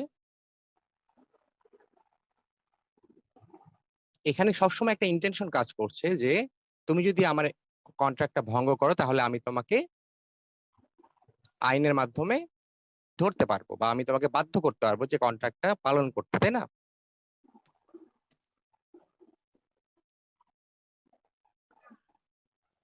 Haynes enforceability by the law. বুঝতে পেরেছেন? এটা বুঝতে পেরেছেন সবাই? জি ভাইয়া। আচ্ছা আচ্ছা, এখন আমি আপনাদেরকে একটা কোশ্চেন করতে চাই, একটু মনোযোগ দিয়ে একটু চিন্তা করেন তো।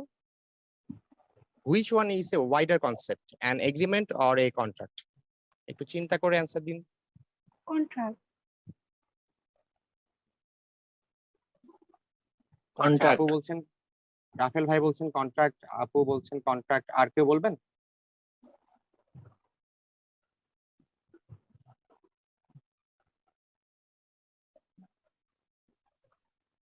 কন্ট্রাক্ট হচ্ছে ওয়াইডার কনসেপ্ট কারণ এটা legally enforceable by law.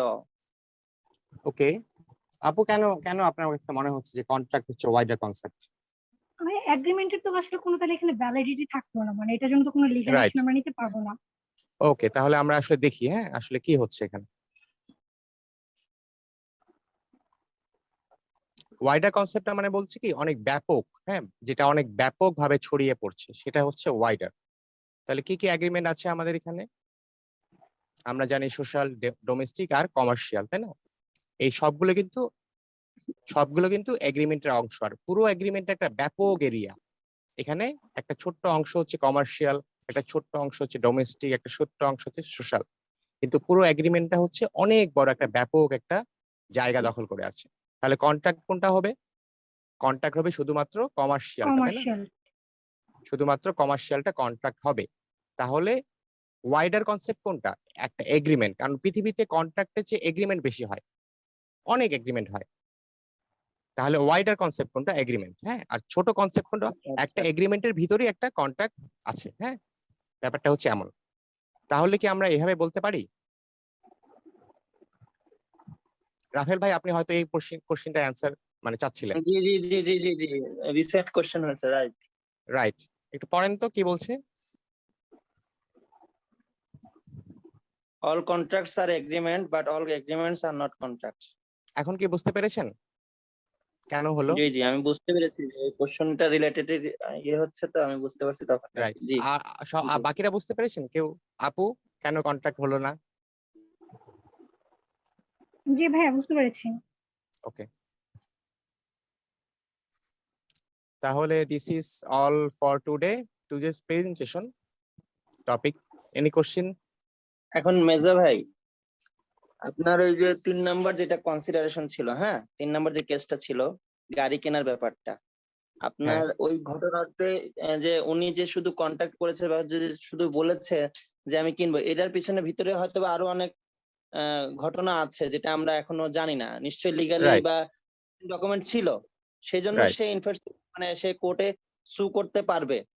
Otherwise আমার মনে হয় যে আপনার সাথে আমার, আপনার একটা গাড়ির শোরুম আছে, আমি একটু ক্লিয়ার করে মানে জানি, আপনার একটা গাড়ির শোরুম আছে, আমি আপনার কাছ থেকে একটা এক্স করলা কিনতে যাব। এখন আমি তো একটা কাস্টমার, আমার মতন হাজারো কাস্টমার আপনার শোরুমে যাবে, সে বলে হ্যাঁ আমার পছন্দ হয়েছে আমি কিনবো, বা ঠিক আছে আমি কিনবো, শুধু এটুক কথাতে তো আপনি আমার বিরুদ্ধে মানে কোর্টে ইয়ে করতে পারবেন না, ঠিক না? এখন ভাইয়া মানে ভার্বাল কন্ট্রাক্ট তো হয়, কিন্তু হ্যাঁ আগের দুনিয়াতে ধরেন আজ থেকে 200 বছর আগে ভার্বাল কন্ট্রাক্টই হতো। এই না, ভার্বাল আপনার কন্ট্রাক্টের প্রচুর, আমি প্রেজেন্টেশনে বলছি কিন্তু ওইভাবে উল্লেখ ছিল বিষয়গুলা। হ্যাঁ, যে- এখন ভার্বাল কন্ট্রাক্ট হতো, কিন্তু ভার্বাল কন্ট্রাক্টে কোনো প্রমাণ থাকতো না, ফ্রড হতো। এই জন্য কন্ট্রাক্ট অ্যাক্ট বানানো হয়েছে 1872-এ, তাই না? এবং ভার্বাল কন্ট্রাক্ট হয় এখনো, কিন্তু এটাকে মানে রেকমেন্ডেশন করা হয় না, রেকমেন্ড করা হয় না যে তোমরা ভার্বাল কন্ট্রাক্ট করবা না। কেন? এটা প্রুফ করা অনেক কঠিন, ভার্বাল কন্ট্রাক্ট প্রুফ করা অনেক কঠিন।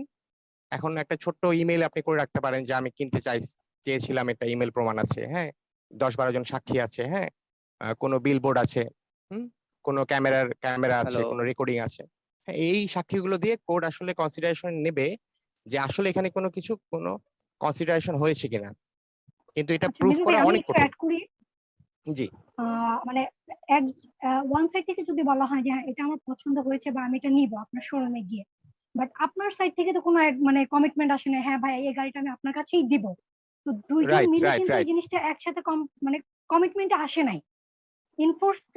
ইনফোর্সেবল বাই ল তো পরে, বাট আগে তো আপনাদের দুজনের মধ্যে নেগোশিয়েট বা কমিটমেন্ট আসতে হবে যে না হ্যাঁ আমি হ্যাঁ হ্যাঁ, আপনাকে দিব আগে তো আর আপনি আমাকে পে হ্যাঁ, করবেন।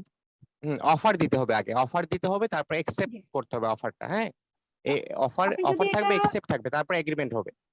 আপনি যদি এটা একসেপ্ট করতেন যে হ্যাঁ ভাই এই গাড়িটা আমি আপনার কাছে সেল করব, ইন দ্যাট হুম কেস উনি যদি প্রুফ থাকে বা লিগ্যাল ওয়েতে পরে যেতে হুম পারতো হুম আর কি। হ্যাঁ, যেতে পারবে, কিন্তু ভার্বালে প্রমাণ করা অনেক কঠিন। ওই জন্য ভার্বালটা হুম। আমরা অ্যাভয়েড করে চলবো, হ্যাঁ। আমরা এই জন্যই তো কন্ট্রাক্ট এসছে যে তোমরা রিটেন সবকিছু করো, তাই না? তো আমাদের আজকে টপিকের যে আলোচনা ছিল, ক্ষুদ্র আলোচনা, সেটা আমরা আপাতত শেষ করে ফেলেছি, এখন আমরা সামনে এগোই।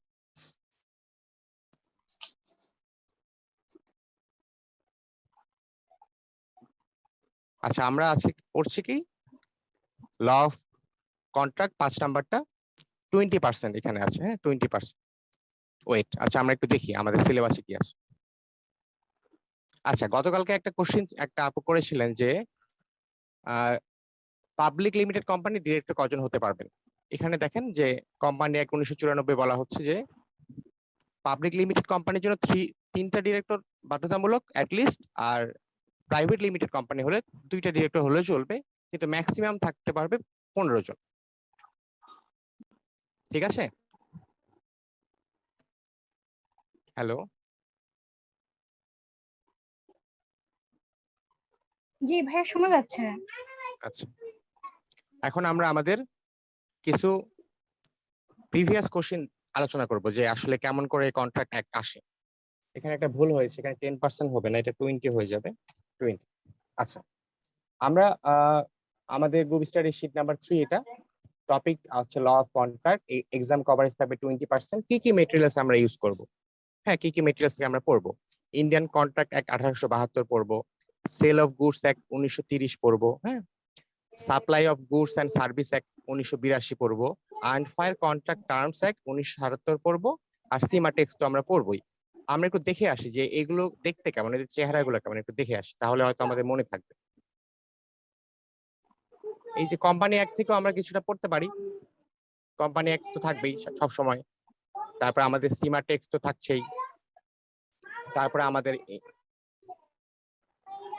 এই যে এটা হচ্ছে Indian contract act, Indian contract act 1872, এটা তো আমরা এখন পড়বো। তারপরে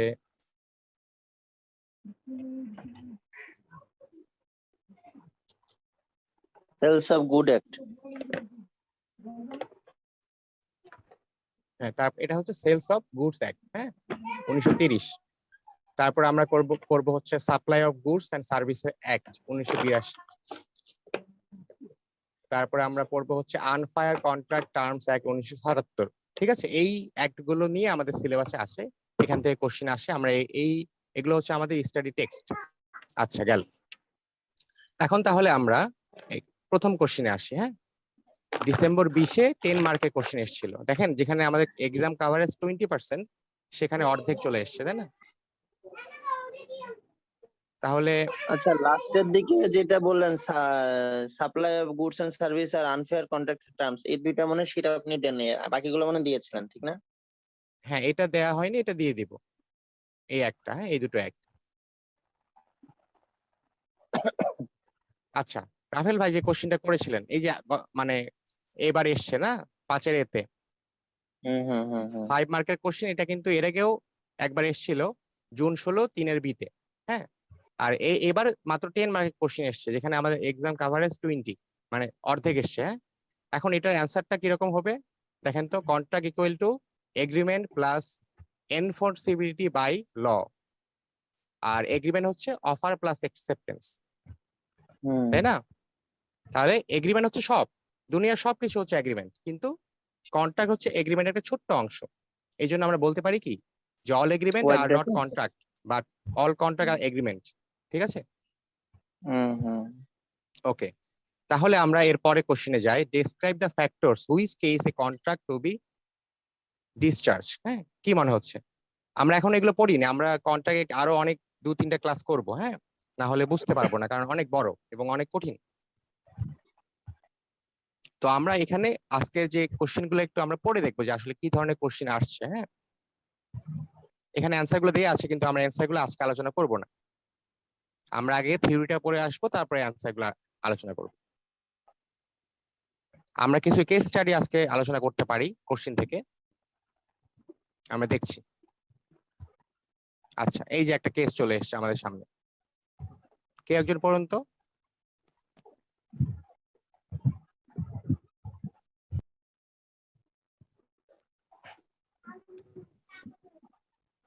হ্যালো, জি ভাইয়া।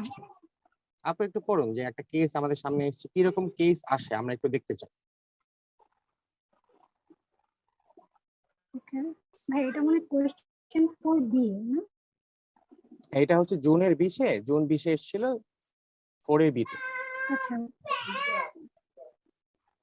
আচ্ছা, ঠিক আছে, স্টার্ট করছি। Mr. Piyash, a major reagent chemical importer of Bangladesh, has an invalid agreement with Mr. Bilash, a reseller, to sell 1,000 kg of chemical at the rate at 1 crore per ton from his next consignment of import. Based on the agreement, this Mr. Bilash paid Taka 1 lakh as advance to the importer. While imported, Bangladesh Testing Authority and legal bodies found that the chemical consists contraband material. On that ground, they banned the whole consignment and fined the importer. On the other hand, the importer, Mr. Piyash, refused to pay back to the reseller, telling that as government banned his consignment, he is not liable to refund or no more responsibilities are exist as well. Clarify your position based on the above scenario, whether Mr. Bilash will get any remedy under Sale of Goods Act. কি বুঝতে পারলেন আপু, একটু বলবেন? ভাইয়া যেটা বুঝলাম, দুজন ভাইয়া একটু যদি কোয়েশ্চেনের উপরে যান, আমি নামগুলো একটু রিকল করতে পারছি না। বিলাস আরেকজন ছিল রিসেলার পিয়াস। তো পিয়াস একজন রিজেন্ট কেমিক্যাল ইম্পোর্টার, ওনার একটা এগ্রিমেন্ট হয়েছে বিলাসের সাথে। কমিটমেন্ট এমন ছিল 5,000 কেমিক্যাল দিবে, এটার প্রাইস পড়বে টোটাল 1 crore। তো সে অ্যাডভান্স করেছে 10 লাখ। অ্যাডভান্স যখন ইম্পোর্ট করবে, এটা ইম্পোর্ট করার সময় যখন টেস্টিং এর জন্য পাঠানো হয়েছে, গভর্নমেন্ট থেকে এটা ব্যান করে দিয়েছে, যেটা আচ্ছা, কোনো সেল করা যাবে না। কন্ট্রাব্যান্ড মানে কি? কন্ট্রাব্যান্ড কন্ট্রাব্যান্ড মানে ভাই, তাহলে এই লোকটা দুজনের সাথে মানে কমিটমেন্ট ছিল স্যার, এরকম কিছু? না, কন্ট্রাব্যান্ড মানে এর হচ্ছে সাথেও অবৈধ। করেছে। অবৈধ, যেমন ধরেন যে ওকে আমেরিকাতে মারিজুয়ানা বৈধ, বাংলাদেশে কিন্তু অবৈধ। এখন যদি আপনি আমেরিকা থেকে মারিজুয়ানা ইম্পোর্ট করতে চান, তাহলে কিন্তু বাংলাদেশে ইম্পোর্ট করতে ইলিগাল পারবেন হয়ে না, যাবে। ইলিগাল হয়ে যাবে, তাই না? তো এখানে তাই বলছে যে এমন ধরুন, এটা না যে ধরুন যে মারিজুয়ানাই ধরুন, মারিজুয়ানা আমরা আমেরিকা থেকে ইম্পোর্ট করব, কিন্তু কাস্টমসে আটকে দিল, কারণ আমি তো অ্যাডভান্স করে দিয়েছি, তাই না? এখন আমি ইম্পোর্টার আর আপনি হচ্ছেন রিসেলার। আপনি আমাকে অ্যাডভান্স করেছেন, আমি ইম্পোর্ট করলাম, আপনি আমাকে 1,000 টাকা দিয়েছেন। এখন যেহেতু আমার পুরো মালটাই আটকে গিয়েছে, আমার তো অনেক বড় ক্ষতি হয়ে গেছে। হ্যাঁ, হুম। এখন আমি কি রিসেলার, আপনি আমার কাছে 1,000 টাকা ফেরত চাচ্ছেন, কিন্তু আমি বলছি ভাই আমি তো জানতাম না। হ্যাঁ, কিন্তু গভর্নমেন্ট তো, এটা তো আমার দোষ না, গভর্নমেন্ট হচ্ছে এটাকে মানে ছাড়ছে না, আর কাস্টমার আটকে দিয়েছে। এখন তাহলে কি করতে পারি? এটা লিগ্যাল অ্যাকশন নেওয়া যাবে, কারণ সে তো তার কন্ট্রাক্টটাই তো বৈধ না। রাইট, তার কন্ট্রাক্টটাই বৈধ না, কিন্তু এখানে বৈধ না। একটা বিষয় হচ্ছে কি, এই কোশ্চেনটা আসছে সেলস অফ গুডস অ্যাক্ট থেকে, তাই না? এটা কিন্তু মেইনলি আমরা পড়বো আরো অনেক ডিটেইলসে, এখানে চলে আসছে। এখানে কিন্তু ওই যে সেলস অফ গুডস অ্যাক্টের জন্মই তো হয়েছে ইন্ডিয়ান কন্ট্রাক্ট অ্যাক্ট থেকে, আমরা তো দেখলাম। কিন্তু এটা আমরা মোটামুটি ধরে নিচ্ছি যে এটা ইললিগাল হবে, কারণ যে মানে কন্ট্রাক্টটা করবে সে জেনে বুঝে করতে হবে যে এই দেশে এই জিনিসটা ব্যান কিনা। তার এটা দায়িত্ব, তাই না? যেমন অনেক গাড়ি কাস্টমসে পড়ে থাকে 10 বছর 12 বছর, হ্যাঁ, পড়ে আছে, কিন্তু কেউ নিতে পারছে না, তাই না? ইললিগালি নিয়ে আসছে গাড়িগুলো। তো আমরা এটা পরে ফাইন করব কখন, যখন আমরা সেলস অফ গুডস পড়বো, গুডস অ্যাক্ট পড়বো। আচ্ছা, ভাই এখানে একটু ক্লিয়ার করি তো, যে মানে পেমেন্ট করলো, সে যদি লিগ্যাল অ্যাকশন নিতে যায়, বাট যে মানে কমিটমেন্টে গেল যে আমি তোমাকে 5,000 দিব, সে তো জেনেই একটা অবৈধ মানে কমিটমেন্টে গেল, তো তার জন্য তো এখন লিগ্যাল অ্যাকশন নেওয়া যাবে না। ব্যাপারটা হচ্ছে কি আপু, মানে এটা আসলে এই ধরনের কেসগুলো অনেক পেন্ডিং থাকে, অনেক বছর ধরে চলতে থাকে, কোনো সলিউশন বের হয় না আসলে, বাংলাদেশ তো। এখন ওই লোকটা বলতে পারে যে আমি জানতাম না। আপনারা আমি যখন নিয়ে আসছিলাম, আমি যখন অর্ডারটা দিয়েছিলাম, তখন এই রুলটা পাবলিশ হয়নি, তারপরে এসছে, অথবা আমি But রুলটা জানতাম না। মানে যে সবাই তো সব রুল যে জানবে না। করছে, হুম। না ঠিক আছে, যে মানে অফার করলো যে 5,000 আমি নিব, বাট যে বললো যে সাপোজ এখানে কে ছিল, মিস্টার পিয়াস, যে হ্যাঁ আমি আপনাকে প্রোভাইড করবো 5,000, বাট সে তো জানে তার এই মানে ইকুইপমেন্ট বলেন বা ম্যাটেরিয়াল বলেন এটা অবৈধ, সে তো জেনে বুঝে অবৈধ অ্যাকশনে গেল, হুম। তার জন্য তো লিগ্যাল অ্যাকশন নেওয়া যায়। নেওয়া তো অবশ্যই যাবে, কারণ এটা তো অবৈধ। হ্যাঁ, কিন্তু এই যে যে আনছে, হ্যাঁ, ইলিগাল জিনিস, এটা তার জানার দায়িত্ব। সে যদি বলে যে আমি জানি না, তাহলে তো হবে না। তুমি এই সেক্টরে বিজনেস করতে এসছো, কিন্তু তুমি জানো না যে আমাদের দেশের রুলস এন্ড রেগুলেশন কি, তাহলে তো হবে না, তাই না? এটা অবশ্যই লিগ্যাল অ্যাকশন নেওয়া যাবে, এবং আমরা এটা ডিটেলসে পড়বো যখন আমরা সেল অফ গুডস অ্যাক্টে যাব। ঠিক আছে, আমরা R1 এবং ইথিক্স এর এই যে G05 এর এই যেগুলো কমন জিনিস আছে সেগুলো একসাথে পড়লে তখন আমাদের দ্রুত শেষ হবে। ঠিক আছে আপু? আচ্ছা ভাইয়া, ওই আমি এখন R1 গ্রুপে হয়েছে, R1 আমরা সামনের ভাইয়া সপ্তাহে। ওইখানে গ্রুপ জি বলুন। ভাইয়া আমি এখানে টেক্সট, আমি আসলে এতদিন কন্টিনিউ করতে পারিনি আপনাদের সেশনটাতে, তো আজকে আমি ফার্স্ট জয়েন করলাম। তো আমি টেক্সট গুলা বা আচ্ছা, ম্যাটেরিয়ালস গুলো রেগুলারই চেক করি। তো R1 গ্রুপে একটা কমেন্ট দেখলাম, যাদের R1 সাবজেক্ট নাই তারা এটা এখানে জয়েন করতে পারবে না। তো আমার যেহেতু এখন ইথিক্স আছে, তো অবভিয়াসলি অপারেশন লেভেলে গেলে আমার R1 টা থাকবে। তো ইন দ্যাট কেস যদি আমি এট আ টাইম দুইটা মোটামুটি প্রিপারেশন নিতে চাই, এই ক্ষেত্রে কি কোনো এখন আপনাদের বাইন্ডিং আমার একটা আছে? অ্যাডভাইস হচ্ছে কি, যে যে কোনো সমস্যা বা প্রশ্ন যদি থাকে তাহলে অ্যাডমিনের সাথে যোগাযোগ করলে ভালো হয়, তাই না? ওকে ওকে। হ্যাঁ, এখন আমার মনে হয় যে R1 আর ইথিক্স একসাথে পড়লে, G05 একসাথে পড়লে ভালো হয়। কেন? 30 থেকে 40% সেম সিলেবাস, তাহলে কেন আমি পড়বো না, তাই না? না ভাই, সেই স্টেম থেকে অনেক হয়তো অ্যাড হচ্ছে। হ্যাঁ, সমস্যা নেই তো, আমার তো মেটেরিয়ালস দিতে কোনো সমস্যা নেই। আমরা তো নেক্সট উইক থেকে ইনশাআল্লাহ শুরু করে ফেলবো R1।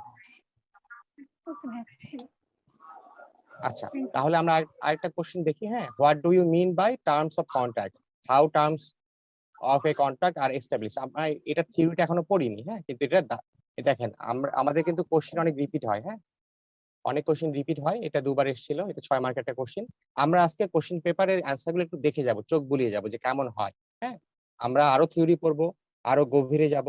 হ্যাঁ, অফার কাকে বলে, হ্যাঁ, কোনটা অফার হবে, হ্যাঁ, কেমন করে হবে, কনসিডারেশন কাকে বলে। যেমন আজকে তো আমরা একটা ইন্ট্রোডাকশন ক্লাস নিলাম যে কন্ট্রাক্ট একটা আসলে কি জিনিস। হ্যাঁ, রাফেল ভাই যেমন বলেন কনসিডারেশন কোনটা, আমরা এটা নিয়ে বিশদ আলোচনা করব। হ্যাঁ, আমাদের আর 2-3টে ক্লাস লেগে যাবে, তখন আমরা এই কোশ্চেন অ্যান্সার গুলো খুব সহজে পারবো। আজকে আমরা কিছু কেস স্টাডি আলোচনা করার চেষ্টা করি, কারণ কেস স্টাডি বেশি আসে এবং আসলে একটু জটিল। এখানে সমস্ত কোশ্চেনের অ্যান্সার আমি বের করে দিয়েছি, রেখেছি, একটু ডিটেলসে দিয়েছি মেজবা ভাই, কারণ। হ্যালো। হ্যাঁ বলুন। আচ্ছা, এর আগের শীট গুলোতে আপনি কোন জায়গা থেকে মানে অ্যান্সার স্ক্রিপ্টটা নিয়ে এসেছেন সেটা লেখা ছিল, এবার দেখছি হ্যাঁ। না, মানে এবার কি লেখেননি নাকি বা লিখবেন না? এই যে এটা সেকশন উল্লেখ করে দেওয়া আছে ভাইয়া, দেখেন নো সেকশন কনসিডারেশন দিয়েছেন মানে এর আগের গুলোতে মানে আপনি বইয়ের পেজ সহ উল্লেখ করেছিলেন তো সেজন্য বললাম। হ্যাঁ, ওটা হচ্ছে যখন একটা বাচ্চাকে খাওয়াতে হয় প্রথম, তখন দুধ দিয়ে ভাত দিয়ে একদম নরম করে খাওয়াতে হয়। এখন তো আমার মনে হয় ওটা আর প্রয়োজন নেই, তাই না, কি না না বলেন? না, আপনাদের তো 4-5টা শীট আছে, তো আমি সেটা বলিনি। এর আগে আপনি বলেছিলেন যাতে পরবর্তীতে যখন আমরা পরীক্ষা রিভাইজ দিব, in hmm that hmm. Case তখন আমাদের জিনিসটা চোখ বোলাতে সুবিধা হবে, সেজন্য বললাম। মানে ফার্স্ট শীটে আপনার ওইভাবে দেওয়া ছিল, সেই জন্য জিজ্ঞাসা প্রথম করলাম। প্রথম শীটটা দিয়েছিলাম কারণ মানুষের যেন অভ্যস্ত হয়ে যায়, হ্যাঁ, যে মানুষ যেন সহজে পায়।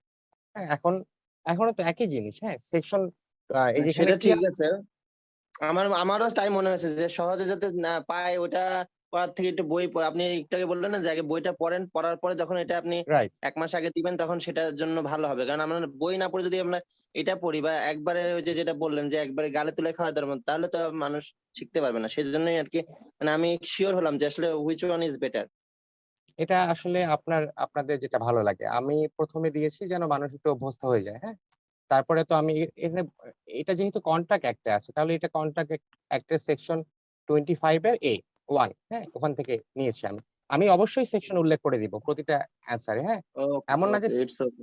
সেকশন উল্লেখ করে দিব না, সেকশন উল্লেখ করে দিব, কিন্তু আমি বইয়ের মানে আপনাদেরকে বুঝে নিতে হবে যে প্রথম দিকে তো একটু সাধারণ আলোচনা থাকবে, হ্যাঁ, পরে তো আমরা জটিল দিকে প্রবেশ করবো, তাই না? তাহলে এই যে এই কোশ্চেনটা তো আপনি বলেছিলেন যে নো কনসিডারেশন নো কন্ট্রাক্ট, তাই না? কনসিডারেশন না থাকলে কন্ট্রাক্ট হবে না, এটা অনেকবার এসেছিল এবং সিমিলার কিছু কোশ্চেন, মানে একই রকমের থিওরি থেকে সিমিলার কোশ্চেন আসে, হ্যাঁ।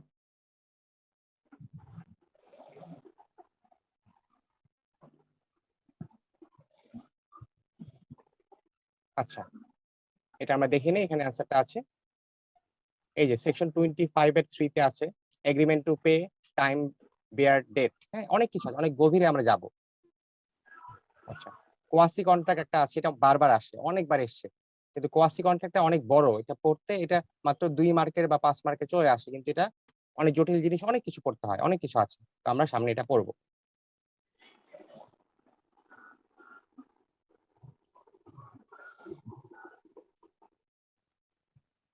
এই দেখেন আবার চলে এসছে ডিসেম্বর 19-এ 20 মার্কের কোশ্চেন, এবং ওই একই কোশ্চেনটা চলে এসছে আবার রিপিট।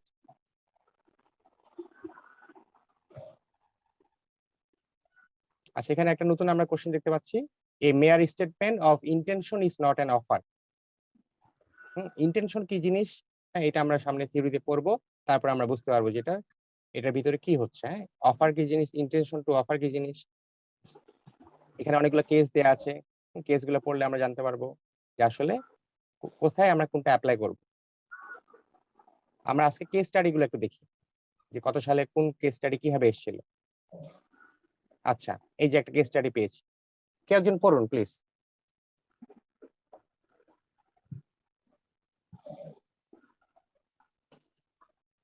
রাফেল ভাই আছেন? জি বলেন। পড়ুন তো একটু কেসটা, আমরা একটু দেখি কি বলছে। আমি কোশ্চেন দেখতে পাচ্ছি। হ্যাঁ, এটাই তো। আচ্ছা, there was an agreement between the owner of a theater and producer to exhibit a picture. The municipal authority issued an order to demolish the theater because it was unsafe. Neither of the parties knew that. What will be the impact of it? কি মনে হচ্ছে, আগে বলুন যে কি বলছে এখানে। এটা হচ্ছে থিয়েটারের মালিক এবং প্রডিউসারের মধ্যে একটা ছবি করার জন্য একটা এগ্রিমেন্ট হয়েছিল, কিন্তু মিউনিসিপ্যাল অথরিটি সেটা অর্ডার ইস্যু করেনি, ডিমোলিশ করে দিয়েছিল, কারণ থিয়েটারটা আনসেফ ছিল। মানে তো আচ্ছা তারা দুজন কেউই জানতো না। এখন এটার আচ্ছা, ইম্প্যাক্টটা কি এটাই জানতে চাচ্ছি। এখন যেহেতু জানতো না, তাহলে কি হতে পারে ইম্প্যাক্ট, আপনার কাছে কি মনে হয়?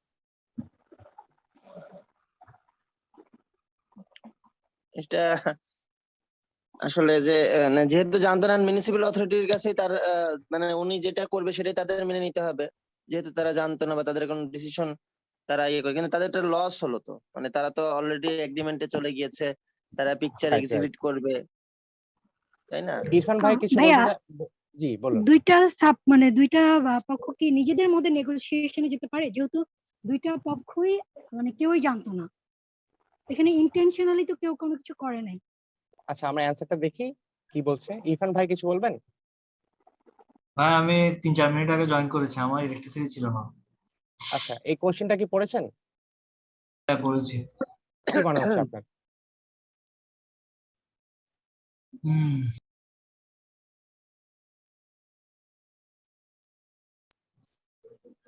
এটা যেহেতু ভাইয়া নাইদার অফ দ্য পার্টিস জানতো না, so এটা municipal authority issued permission because it was answer.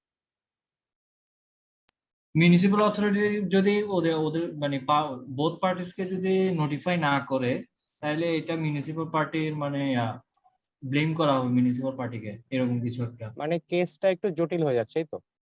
জি জি ভাইয়া। আচ্ছা আমরা একটু অ্যান্সার দেখে নিই। আচ্ছা এখন আইসিএবির কোশ্চেন গুলো কোথা থেকে আসে কিছু কিছু আমি বের করে ফেলেছি। হ্যাঁ এই কোশ্চেনটা এসে হচ্ছে গুপ্তা অ্যান্ড গুপ্তার যে বিজনেস লয়ের বইটা আছে ওখান থেকে এসছে। হ্যাঁ এখানে অ্যান্সার কি দেয়া আছে দেখেন তো একদম লাস্টে, পড়ুন তো কেউ একজন। ভাই ওই যে দেয়ার ওয়াজ এন এগ্রিমেন্ট থেকে পড়ুন। প্যারাটা কি শুরু এক্সাম্পলের নিচে যেটা যে দেয়ার ওয়াজ এন এগ্রিমেন্ট, এই লাইনটা থেকে নাকি? আপনি এক্সাম্পল থেকে পড়ুন। হ্যাঁ এটা একটা রিয়েল আচ্ছা life case study Taylor and okay. আচ্ছা কোল্ডওয়েল। কেসটা হ্যাঁ ছিল 1863। Taylor versus Caldwell 1863. A right music hall was let for a series of concerts on certain days. The hall was burned down before the date of the first concert. The contract becomes void. মানে কন্ট্রাক্টটা বাতিল হয়ে গেছে। আর টুতে বলা হচ্ছে ভাই VL Narasu versus PSV Iyer 1953. There was an agreement between the owner of a theater and the producer to exhibit a picture. The municipal authority issued an order to demolish the theater because it was unsafe. The owner of the theater has no knowledge of the defective and unsafe nature of the building. In this case, it was held that continued exist to the theater was a fundamental basis of the contract, and the demolition of the theater discharged the contract because surviving impossibility. কি For বলছিলেন? বিষয়টা আলাদা। এটা ভাই যেহেতু ওই যে দুই পক্ষে যে কন্ট্রাক্ট করেছে আর কি, থিয়েটারের মালিক সেও জানতো না, এটা ডিসচার্জ করে দিছে, মানে ওদেরকে মুক্ত করে দেওয়া বা খালাস করে দেওয়া চার্জ থেকে এরকম কিছু। হ্যাঁ যখন আমাদের কন্ট্রাক্টটা হচ্ছে কার উপর বেস করে, হ্যাঁ থিয়েটারের উপর। থিয়েটারই যখন ডিমলিশ হয়ে যাবে তখন সেটা আর অ্যাপ্লাই করা যাবে না। এটাকে বলা হচ্ছে ডক্ট্রিন অফ, উপরে দেখেন একদম উপরের লাইনটা, case by doctrine the of, doctrine. Right, doctrine of supervising impossibility applies, মানে যেখানে ইম্পসিবল হয়ে যাচ্ছে। হ্যাঁ ঠিক আছে। ঠিক একই রকম একটা উদাহরণ আমরা একটু আগে প্রথম যে কেস দেখে এসেছি যে এটা তো ব্যান্ড, ব্যান্ড একটা জিনিস, ওটার উপরে তো কন্ট্রাক্টটা হয়েছে। যখন ব্যান্ড জিনিসটা থাকলোই না, হ্যাঁ যে জিনিসটা নিয়ে আমাদের কন্ট্রাক্ট ছিল সেটা থাকলোই না, তখন সেটাকে সেখান থেকে মুক্ত করে দেওয়া হবে দুজনকেই। রাইট। তো এই যে অ্যান্সারটা এটা আমি নিয়েছি গুপ্তা অ্যান্ড গুপ্তা, ইন্ডিয়ান লেখক, ওনাদের বই থেকে, বিজনেস ল। হ্যাঁ ওই বই থেকে আমি অ্যান্সারটা নিয়েছি। আচ্ছা এটা একটা মজার উদাহরণ। এই ধরনের এই যে 4 এর এই যেটা এসছে এটা অনেকের ক্ষেত্রে ঘটেছে। একটু পড়ুন তো আপু।4A, a shirt was displayed in a shop window with a price tag attached which read taka 1,100. The price tag should have read taka 1,000. Okay. Mr. Shakub saw this and went into the shop and demanded the shirt for taka 100. But the shopkeeper denied to sell the shirt.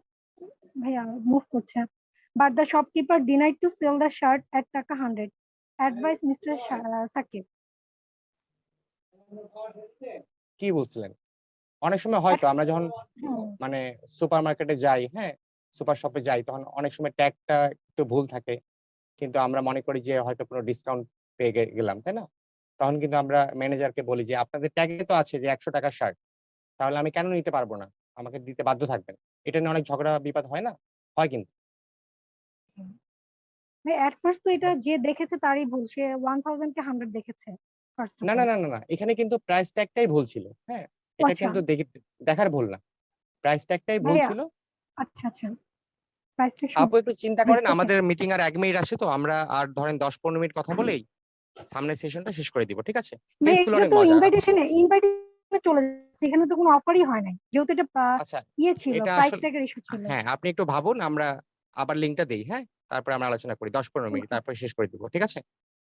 ওকে আজকে কেসগুলো শেষ করে দিই আমরা, কারণ কেসগুলো অনেক মজার। ওকে, তাহলে আমি মিটিংটা শেষ করে দিচ্ছি এটা।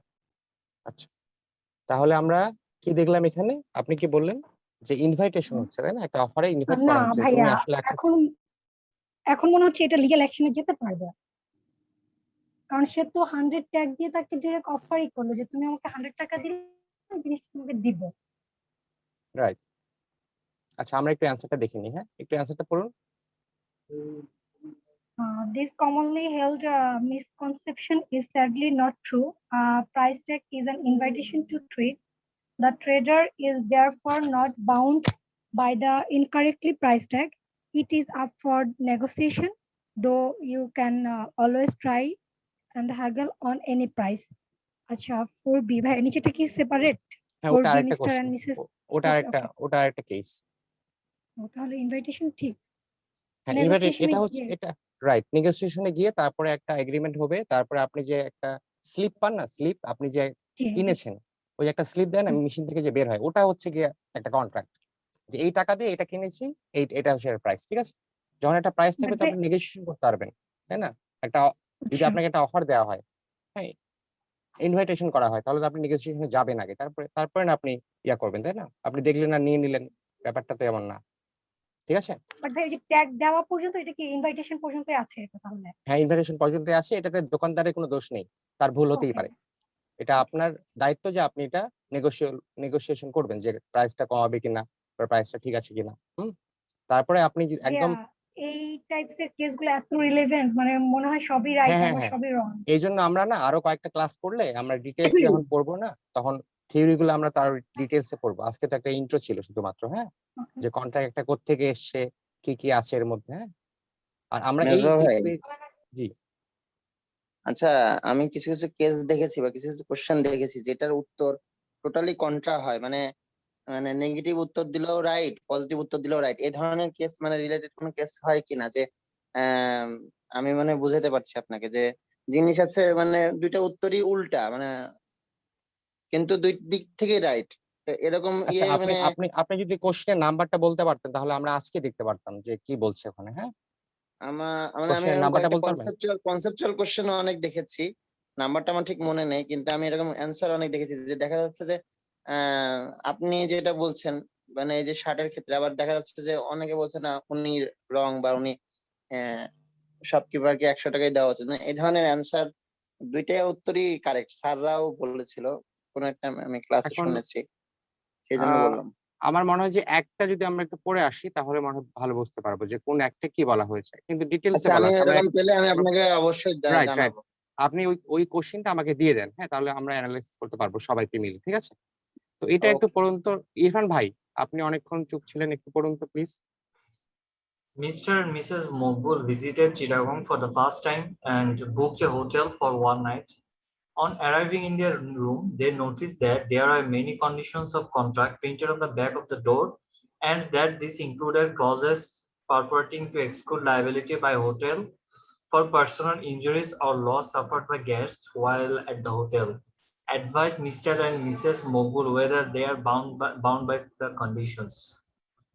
ধরুন যে আমি গিয়েছি আপনাদের চিটাগং এ, ইরফান ভাই, ঠিক আছে? Yeah. আপনার হোটেলে গিয়ে উঠেছি। এখন আমি অনলাইনে বুকিং করেছি, তো ওইখানে কোনো টার্মস এন্ড কন্ডিশন ছিল না। যখন আমি রুমে ঢুকলাম, তখন দেখলাম যে রুমের ব্যাক ডোরে একটা নোটিশ টাঙানো, যে এই হোটেলের থেকে যদি আপনাদের কোনো জিনিসপত্র হারিয়ে যায়, যেমন অনেক জায়গায় দেখবেন যে নিজের মালপত্র নিজ দায়িত্বে রাখুন, অনেক বাসে লেখা থাকে, হ্যাঁ। অনেক জায়গায় লেখা থাকে, হ্যাঁ, এটার রেমেডিটা কি আপনার কি মনে হয়? আমাদের অ্যাক্ট কি বলছে, তাই না? আমরা তো লয়ের ছাত্র, তাহলে আমাদের অ্যাক্ট কি বলছে, কি মনে হয়, কি বলছে? Act.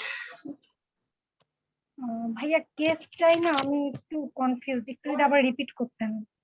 আচ্ছা, ইরফান ভাই, আপনি তো বুঝছেন, আপনি একটু বলুন কেসটা কি বলছে কেসে। হ্যাঁ আসলে এটা কি বলছে by suffered by guest while at the hotel. এখন আচ্ছা তো আপু, এটা হ্যাঁ মেজবা হ্যাঁ ভাই, আপু, মেজবা ভাই, জি জি জি জি, এখানে মানে বলতে যাচ্ছে যে হোটেল থেকে যদি কিছু আপনার পার্সোনাল লস হয় বা কিছু হারিয়ে যায়, সেক্ষেত্রে গেস্ট হোটেলরা দায়বদ্ধ থাকবে না। এখন রাইট। অনেক, ওনারা বলতে যাচ্ছে যে অ্যাডভাইস করতে যাচ্ছে যে আসলে যে আমার অনলাইনে ইয়ে করার সময় এইসব টার্মস এন্ড কন্ডিশন ছিল না, কিন্তু এখন কেন এটা দেওয়া হচ্ছে, বা এই এই জিনিস নিয়ে আলোচনা করতে বলছে, তাই তো?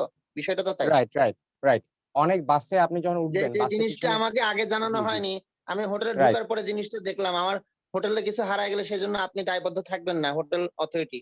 That's right not right. Legal, মানে এটাই বোঝাতে যাচ্ছে। দ্যাটস নট লিগাল কিনা এটা আমরা এখনো বলতে পারছি না, আমরা দেখবো অ্যান্সারে কি বলছে। হ্যাঁ, মানে সুলতান ওই আপু যে আপনি কি নিচে থাকে না ছোট করে শর্ত জি প্রযোজ্য, এরকম ভাইয়া, আর কি।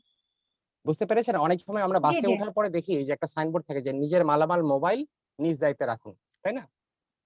একই রকম জিনিস। আমরা একটু অ্যান্সারটা দেখি। হ্যাঁ, একটু পড়ুন তো আপু। আচ্ছা, exclusion clause case. An exclusion clause may attempt to restrict on parties' liability for breach of contract or for negligence.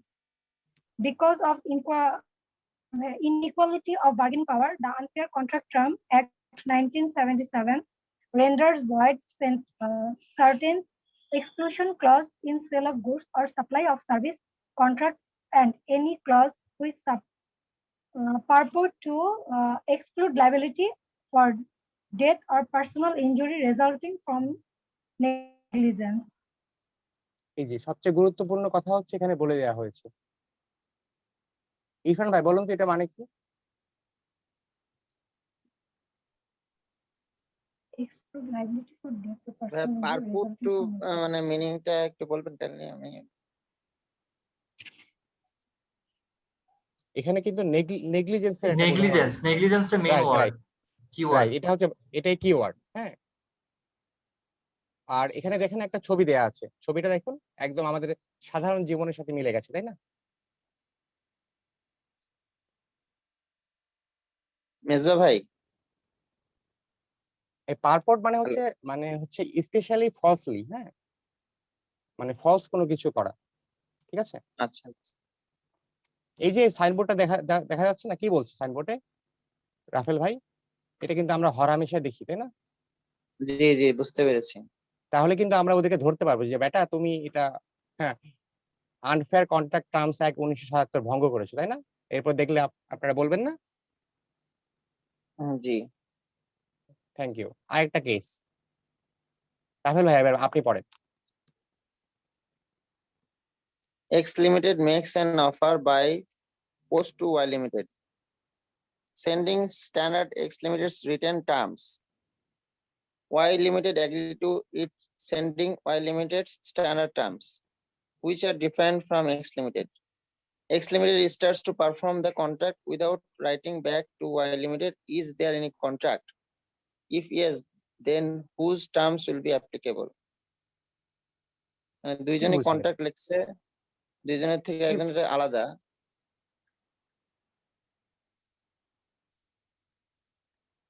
একটু জটিল মনে হচ্ছে, তারপর আচ্ছা দেখছি। আর কেউ কি কিছু বুঝলেন?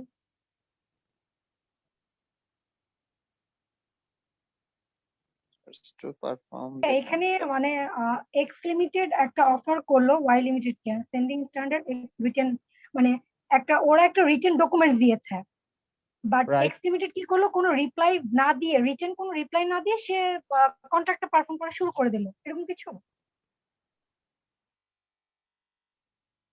এখানে অ্যাকচুয়ালি মেবি ওয়াই লিমিটেড যেটা মানে স্ট্যান্ডার্ড টার্ম সেন্ড করেছে এক্স লিমিটেড কে, এক্স লিমিটেড ওইটা রিপ্লাই না দিয়ে, whether they are accepting or not, reply না দিয়ে তারা কন্ট্রাক্টটা পারফর্ম করা শুরু করে দিয়েছে।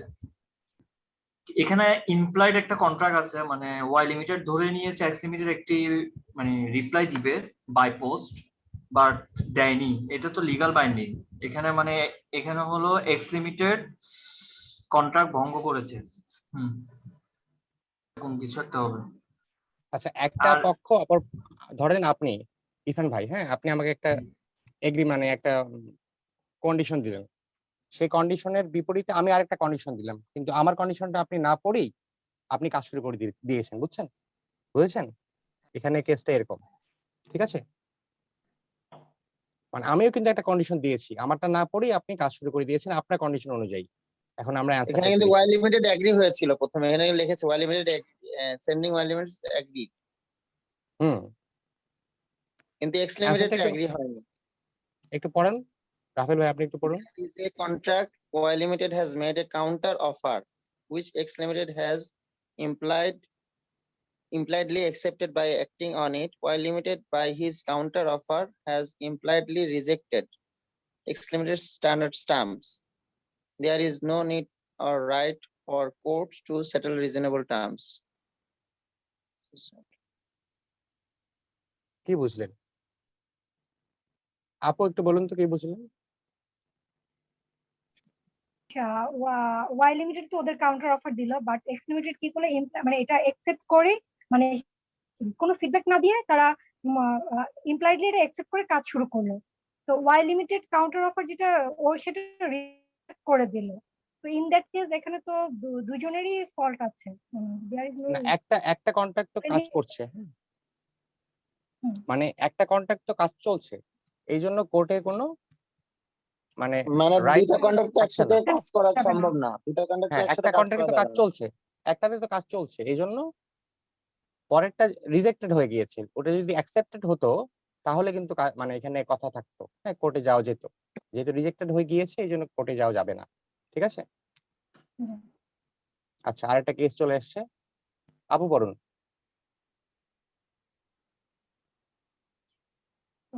আপনার টু কবির ভাই, এটা কি question number 2? G, 19/2019 Habib sorry are June good friends. 2019। Okay. Kabir and Habib are good friends. Last night they were watching IPL with a number of their allies. It was KKR versus RCB and very competitive. Kabir said, I am oversure that KKR will win. Habib replied, impossible. I promise I will pay you 20,000 taka if KKR win. Kabir rejected with confidence. If RCB win, I will pay you 50,000 taka instantly. They both know that verbal agreement has limitation and then form a written contract. Everyone contract. Right? Next one আছে। Everyone present there has signed on the agreement as witness. Ultimately, RCB has won the game. Habib and all witness asked Kabir to pay the money. Kabir said, I am not such rich to pay 50,000. Now I have 50 taka. You can take it and close the agreement. Otherwise, you can do whatever you want. Habib is also your friend and knows that you have a good knowledge on law and legal system. He, with all the witness, come to you and is now asking you advice to recover the dues. Advice Habib considering essential features of contract. Rafel ভাই এখানে বলুন, এখানে তো verbal contract প্রথমে ছিল, ওরা বলছিল যে আচ্ছা তাহলে ভার্বাল কন্ট্রাক্ট তো হবে না, তাহলে তোমরা এখানে উইটনেস নিয়ে আসলো, তারপরেও এখন বলছে আমি দেউলিয়া হয়ে গিয়েছি, আমার এখন কাছে এত বিষয় টাকা নেই। হচ্ছে ভাই, আমি বলি এই কোশ্চেনটা এর আগে হেলাল স্যার আমাদের ক্লাসে ইয়ে করেছিল। এটা আসলে উনি আসলে মানে মানবিক দিক থেকে দেখবে যে আসলে সে তার ফ্রেন্ড, এখন তার বিরুদ্ধে সে লিগালি অ্যাকশন নিতে পারে, যেহেতু উইটনেসও ছিল, লিগালি কন্ডাক্ট রাইটও হয়েছে যে সে তাকে 50,000 টাকা দিবে, কিন্তু তাকে রাইট বলছে যে আমার কাছে মাত্র 50 টাকা আছে, তুমি আমার, রাইট আমি তো বড় লোক না, তো এখন বন্ধু হিসেবে তুমি আমার মানে যা খুশি করতে পারো, ইট ইজ ইওর হ্যাঁ হ্যাঁ মানে ক্লোজ এগ্রিমেন্টও করতে পারো বা তুমি যা তুমি অ্যাকশন নিতে পারো। এখন আচ্ছা হাবিবকে আপু, কনসিডার করতে হবে যে জি আসলে জি, সে কি করবে আর কি। আচ্ছা আপু কি বলছেন? হ্যাঁ, যেহেতু দেউলিয়া হয়ে গেছে, ইন দ্যাট কেস ওরা নেগোসিয়েশন করে ওই যে 50-তেই চলে আসা বেটার। ইরফান ভাই এটাই কিছু হওয়া উচিত, বলবেন? না ভাইয়া, কিছু অ্যাড করার নেই। কারণ আচ্ছা ভাইয়া সে তাহলে তো আমরা দেউলিয়াই হয়ে গেছে, তার কাছে তো নাই। আচ্ছা একটু পড়ুন তো আপু অ্যান্সারটা। Okay. From the essential features of contract, we find that to make a valid contract, there must be a lawful offer by one party and a lawful acceptance of the offer by other party or parties. There must be an intention among the parties that the agreement shall create legal relation in order to enforceable by law. An agreement must be based on the free consent of all the parties. The agreement must not be vague. An oral contract is sometimes difficult to prove. Therefore, important agreements should be made in writing. All of the mentioned elements are existed in the contract made between Kabir and Habib. Though this contract is done for uncertain event, but the event had happened. So it is a valid contract and Kabir is liable to fulfill the terms of the contract. ওকে তাকে কি পুরোটাই বলছে? Fulfil করতে হবে। যেহেতু মানে কন্ট্রাক্টের যা যা এলিমেন্ট দরকার সবকিছু এখানে আছে। সো ইন দ্যাট কেস এখন ওকে তার ফুলটাই পেমেন্ট করতে হবে। এখন সে যদি দেউলিয়া হয়ে যায় তাহলে জেল খাটবে, তাই না? বাট এটা ফ্রেন্ড হিসেবে তার করা উচিত না।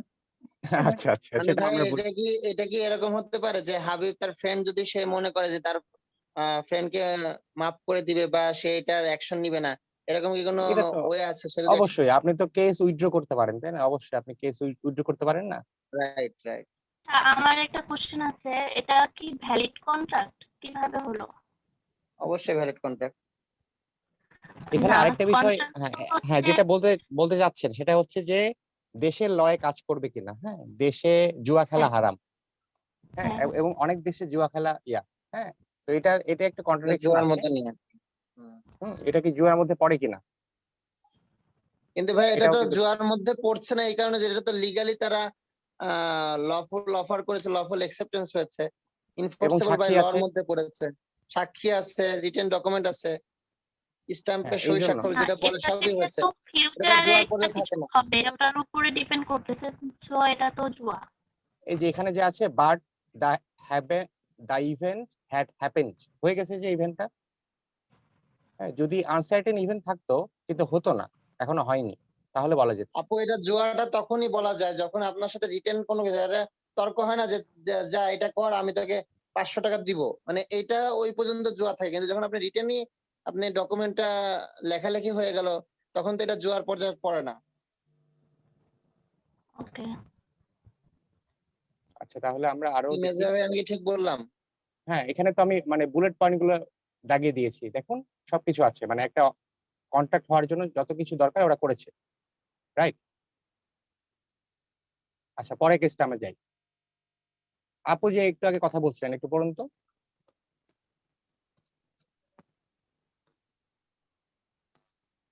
নাম্বার ইমেজ ভাবে 6। আপনাদের কি আরো টাইম লাগবে নাকি মানে বেশি সময় আমার লাগবে না শেষ হবে? চাচ্ছি যে আজকে কেসগুলো সব শেষ করে দিতে আর 10 মিনিট, তাহলে কালকে আমরা আবার থিওরি পড়তাম। আচ্ছা কেসগুলো ঠিক অনেক আছে। মজার, কেসগুলোতে অ্যান্সার রেডি করা আছে, অনেক মজার। আপু একটু পড়ুন। না আসলে রোজা রেখে সেহরি খেতে হবে তো সবার, এই জন্য আর কি বললাম আর কি। সমস্যা নেই, আপনারা যদি চলে যেতে পারেন, এটা তো রেকর্ড থাকবেই। নাম্বার 6 এটা। জি, নাম্বার 6 এর এ। Okay. Mr. A entered into an agreement with his wife, Mrs. Y, to register a house in her name without any purchase consideration. Subsequently, Mr. A refused to register the house in the name of his wife. Mr. Y filed a lawsuit to hold her husband accountable for not honoring the agreement between them.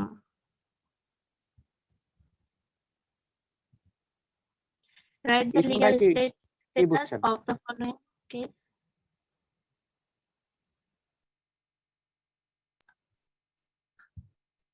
Mister এ তার মানে ওয়াইফের সাথে এগ্রিমেন্টে গেছে, মানে হাউসটা ওয়াইফের নামে করবে, but পরবর্তীতে মিস্টার এ রিফিউজ করছে তার ওয়াইফের নামে হাউসটা রেজিস্টার করার জন্য। সো ওয়াই একটি লসুট করছে তার হাজবেন্ডকে অ্যাকাউন্টেবল করার জন্য for not honouring the agreement. And কোয়েশ্চেনটা ছিল right your legal status of the following even appropriate argument favour of answer. এটা লিগ্যাল তাহলে আমরা স্ট্যাটাসটা আমাদেরকে দিতে বলছে। আচ্ছা, আমরা একটু জানি, একটু পড়ুন তো ভাইয়া। A contract without a consideration is void. Consideration is essential for the validity of a contract. An agreement comes into existence when one or more persons promises to others to do or not to do something. Every promise forming the consideration for each other leads to a contract. A promise without consideration cannot create a legal obligation. A promise without consideration is a gift. So in the case, Mr. A is not bound to honor the agreement. এখন আমাদের কথা হচ্ছে যে এই যে mister এ উনি তো ওনার ওয়াইফের নামে বাড়িটা লিখে দিবেন অথবা একটা বাড়ি কিনবেন, হ্যাঁ, কিন্তু এর বিনিময়ে তিনি ওয়াইফের কাছ থেকে কি পাচ্ছেন, কনসিডারেশনে কি পাচ্ছেন, তাই না? এটা হচ্ছে মেইন পয়েন্ট। এখানে ওয়াইফের কাছ থেকে কিছু পাচ্ছেন না, ওয়াইফকে খুশি করা ছাড়া। ওই যে একটা গিফট আমরা আলোচনা করেছিলাম না প্রথম, ওই যে কেস স্টাডি 2 মনে আছে? ওই যে হীরার নেকলেস যে আমি গিফট দিতে, ওই এটা হচ্ছে একটা গিফট, এই বাড়িটাও একটা গিফট, হ্যাঁ। তাহলে এখানে কোনো কনসিডারেশন নেই, এই জন্য এটা একটা কন্ট্রাক্ট হবে না। হ্যাঁ, কোশ্চেনে বুঝতে ছিল পেরেছেন? Without any consideration, purchase consideration. Right. তাহলে আরেকটা কেস পড়ুন ভাইয়া, আমরা দ্রুত শেষ করে ফেলি, পড়ুন। Mr. William let a flat to Mr. Martin at a rent of BDT 75,000 PM. Sorry, এখানে 75. হ্যাঁ আপনি পড়ুন। To reduce the municipal tax, Mr. William entered into 2 agreements with Mr. Martin. In one agreement, the rent was shown as BDT 25,000, and as per the other agreement, Mr. Martin agreed to pay BDT 50,000 for serving in connection with the flat. After 6 months of occupancy, Mr. Martin stopped paying BDT 50,000 per month. Mr. William sued Mr. Martin to recover the money. কি বুঝলেন?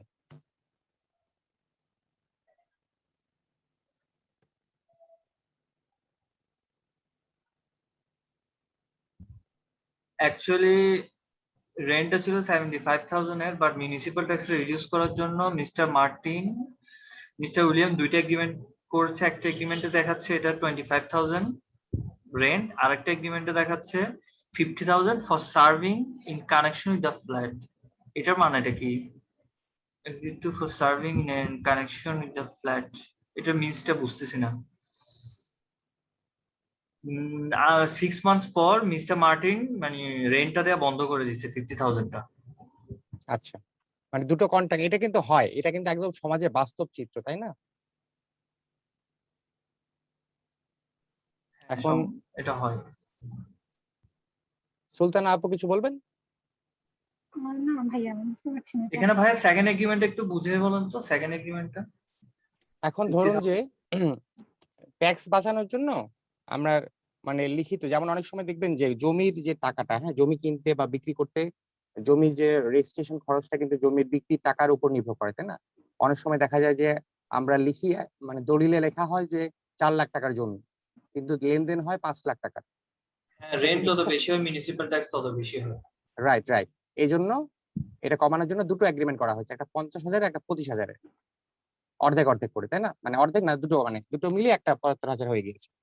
তো এখানে অ্যান্সারটা কি হবে? In this case the two agreements between mister William and mister Martin are valid agreements, so mister William can sue mister Martin to recover the money. মানে agreement যতগুলোই থাকবে আপনি দুটোই মানতে বাধ্য হবেন, ঠিক আছে, যদি লিখিত এগ্রিমেন্ট থাকে এবং কন্ট্রাক্ট হয়, তাই না? হ্যালো। জি ভাই, জি ভাই। এবং এটা আপনি যখন জমি বিক্রি বা বেচা বিক্রির ক্ষেত্রে কেউ মানে কখনো অভিজ্ঞতা হয়েছে কিনা, এরকম কিন্তু হয় অনেক। আচ্ছা, আরেকটা একটু পড়ুন, সুলতান আপু পড়ুন এবার। Mr. Chaudhary was employed as managing director of XYZ Company Limited by its board of directors. এটাকে আন্ডার হবে? আন্ডার হবে, sorry. Under a written contract. Subsequently, the contract was found to be void because the directors who constitute the board was found unqualified. Mr. Chaudhary worked as managing director for 3 months. The company refused to pay the remuneration to Mr. Chaudhary. নিচে কিছু আছে? আর কিছু নেই। Okay.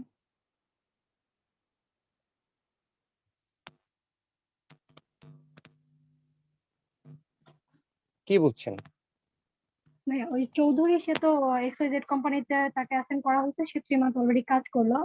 তাকে assign করার সময় যে board of director যে ছিল, ওদের যে ইয়েটা ছিল constitute the board of was unqualified, ওনারাই কোয়ালিফাইড ছিল না, দ্যাটস ওদের ইয়েটাই বাতিল হয়ে গেছে, কন্ট্রাক্টটাই বাতিল হয়ে গেছে।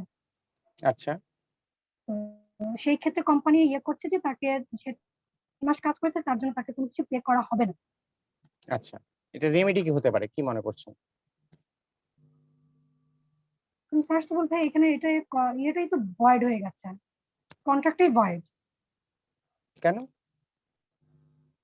Subsequently, the contract was found to be void because the director who constituted the board was found unqualified.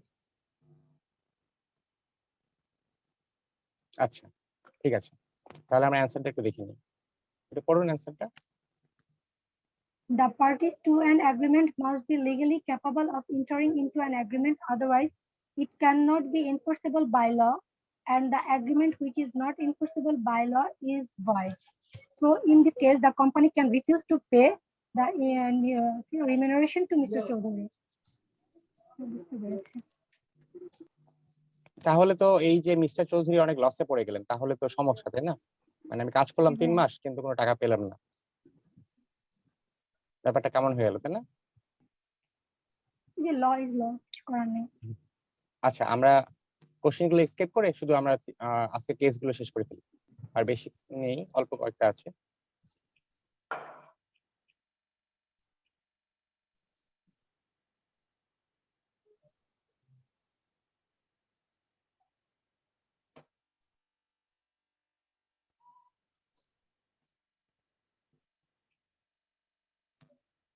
এই যে সাজিদুল ভাই, আমাকে শুনতে পাচ্ছেন? হ্যাঁ ভাই, শুনতে পাচ্ছি। আপনি একটু পড়ুন তো এটা। Amir and Akbar are friends. They reach a written agreement regarding Indian Premier League. Amir promised to pay Akbar taka 1 lakh if Sakib Al Hasan win man of the series award, and Akbar promised to pay Amir the same amount if Sakib Al Hasan not win the award. It is valid contract. Is it a valid contract? Explain your justification. এখন তো IPL খেলা চলছে, সাকিব তো খেলছে, তাই না? সাকিব তো খেলছেন, তাহলে আমরা তো বলতেই পারি যে সাজিদুল ভাই আসুন, কালকে যদি সাকিব ছক্কা না মারে তাহলে 5 টাকা দিব, কি বলেন? হ্যাঁ হ্যাঁ বলতে পারি না? তাহলে এটা রেমেডি কি হবে বলেন তো? আমরা কিন্তু এই সেম ক্যাটাগরি একটা কেস একটু আগে সলভ করে এসেছি, এটা কি হবে বলেন তো?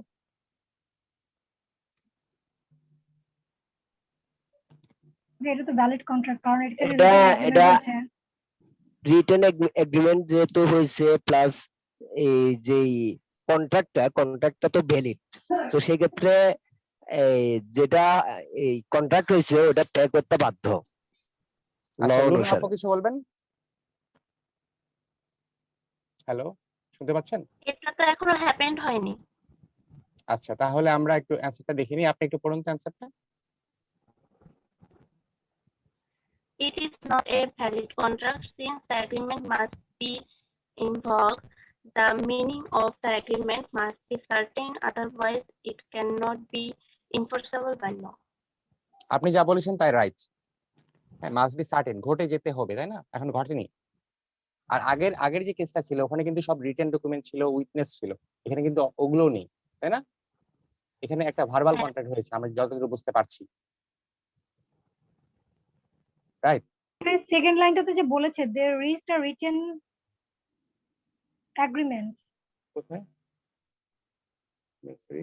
Regarding Indian premier league. না না না, এখানে তো দেখেন প্রমিস বলছে, হ্যাঁ, শুধু প্রমিস হয়েছে, to pay Amir the same amount.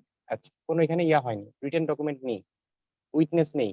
Second লাইনটা তাহলে এটা কি কনফিউশন ক্রিয়েট ও করলো না? Sorry they sorry sorry reached sorry, a written agreement. আচ্ছা আচ্ছা আচ্ছা, সরি, আমার ভুল হয়েছে, আমি এটা মানে স্কিপ করে গেছি। হ্যাঁ, রিটেন এগ্রিমেন্ট হয়েছে, কিন্তু এখানে যে আনসার্টিনিটি একটা আছে, হ্যাঁ, আনসার্টিনিটি বলতে একটা বিষয় আছে, এটা এখনো ঘটেনি, ঘটার পরে আমরা বলতে পারবো। আগের কেসে ছিল যে উইন হয়ে গিয়েছে, হ্যাঁ, তারপরে আমরা কি করব, ঠিক আছে? এটা এখনো ঘটেনি, আচ্ছা। আনসার্টিনিটি, ওকে, এজন্য এটা মানে ওই এখনো, ইফেক্টটা কাজটা অলরেডি ডান, বাট এখানে কাজটা হয়নি। হ্যাঁ, কাজটা এখনো হয়নি। ওকে, এটা ভাই এক ধরনের ফিক্সিং হয়েছিল আর কি। ফিক্সিং টা তো আর এখানে মেজর ভাই, এখানে কোশ্চেনটা ছিল মেবি কন্ট্রাক্টটা কি ভ্যালিড কিনা, জাস্ট হ্যাঁ, হ্যাঁ, কন্ট্রাক্টের কথা বলছে। এখানে হ্যাঁ, মানে পে করবে কি করবে না কোশ্চেনটা এরকম ছিল না, কোশ্চেনটা ছিল হ্যাঁ, কন্ট্রাক্টটা রাইট কি রাইট, রাইট রাইট আগের কোশ্চেনে ছিল যে আমি কি মানে কোনো লিগাল অ্যাকশন নিতে পারবো কিনা, তাই না? জি জি জি। এখানে কোশ্চেন হচ্ছে is it a valid contract, এটা রাইট কন্ট্রাক্টর সম্পর্কে জানতে চাইছে। আচ্ছা আচ্ছা, হ্যাঁ আপনি একদম অ্যাবসলিউটলি রাইট, থ্যাংক ইউ আমার ভুলটা ধরিয়ে দেওয়ার জন্য, থ্যাংক ইউ। আচ্ছা আমরা পরে কেসে চলে যাই দ্রুত। কেমন লাগছে আপনাদের কেসগুলো পড়তে? জি ভাই, ইন্টারেস্টিং। আমরা অনেকগুলো কেস সলভ করব, হ্যাঁ এরপরে এভাবে কথা বলে সলভ করলে না মনে থাকবে, এই জন্য আপনাদেরকে দিয়ে বলাচ্ছি। ভাইয়া পড়েন, ইরফান ভাই। You are the senior finance manager of ABC Company Limited. The chairman of your company had an accident on the way of the office and lost his handbag containing important documents and Taka 5 lakhs. He declared an award of Taka 50,000 if anyone can find the bag and return without any damage. Fortunately, his address was attached at the back side of the bag. Mr. Honest, without knowing the declaration, he has found the bag and returned without any damage. After being informed, Mr. Honest came back and claimed the award. But the company lawyer has advised the chairman that there is no obligation to comply the offer. The chairman is confused and seeking your advice on both legal and ethical ground. Advise him. কি বলছো বলছো, একদম real life example, এরকম কিন্তু আমাদের সমাজে ঘটে, তাই না? জি ভাইয়া? ভাইয়া। অফার হুম। করছে বাট একসেপ্ট তো করা হয় নাই, তো একসেপ্ট যেহেতু করা হয় নাই এখানে কোনো এগ্রিমেন্ট আসে নাই। আচ্ছা তাহলে আমরা একটু অ্যান্সারটা দেখে নিই, প্লিজ একটু পড়ুন কেউ। There is There no is obligation. ভাই পড়েন। There is no obligation to comply the offer because an offer must be communicated to the offeree. The person to whom the offer is made is called the offeree. A person cannot accept an offer unless he knows the existence of the offer. Here, Mr. Honest is not entitled to the reward. বুঝতে পেরেছেন? সে তো জানতো না, তাকে তো acceptance থাকতে হবে না, অফার থাকলে তো হবে না এগ্রিমেন্টটা বা কন্ট্রাক্টটা তো হবে না, তাই? বুঝতে পেরেছেন? জি ভাইয়া। হ্যালো, তাহলে আমরা পরে কেসে চলে যাচ্ছি। একটা কোয়েশ্চেন ছিল, ওখানে বলছে লিগাল প্লাস এথিক্যাল ব্যাক, মানে এথিক্যাল গ্রাউন্ডে মানে বললো এটা। এখন এথিক্যাল গ্রাউন্ডে তো যদি চিন্তা করা হয় তাহলে কি মানে আমাদের কি টাকাটা দেয়া দরকার মিস্টার চেয়ারম্যানকে? এখন এটা তো আমি বলতে পারছি না, কারণ মানুষের ইথিক্স তো আসলে ভ্যারি করে man to man. Legal and ethical ground. এখন আমার মনে হয় যে ইথিক্যালি দিয়ে দেওয়াটাই মানে উত্তম, কারণ ভাইয়া এখানে যে তো আরেকটা ইস্যু মানে মেনশন করা ছিল যে সে প্রথমে কিন্তু চায় নাই, বাট সে পরে যখন জানতে চাইছে সে ব্যাক করে এসে হ্যাঁ দেন হ্যাঁ আবার হ্যাঁ চাইছে। রাইট রাইট, এখানে তাহলে ইথিক্স কাজ করবে না, এভাবে কাজ করবে না যে দিয়ে দিব। হ্যাঁ তাহলে তো তুমি তো প্রথমে চাওনি, পরে আবার চাচ্ছ কেন? তাহলে তো লোভী, তাই না? মিস্টার অনেস্ট আর অনেস্ট থাকলো না, তাই না? আপু গুড পয়েন্ট ধরেছেন, কি বলেন? আচ্ছা আমরা এগোচ্ছি।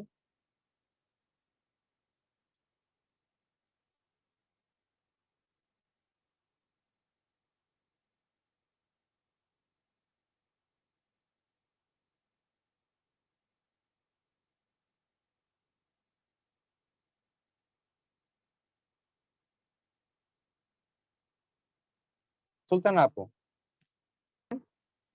Please. Builder Limited was under contract to build an extension for land limited at a price $40,000.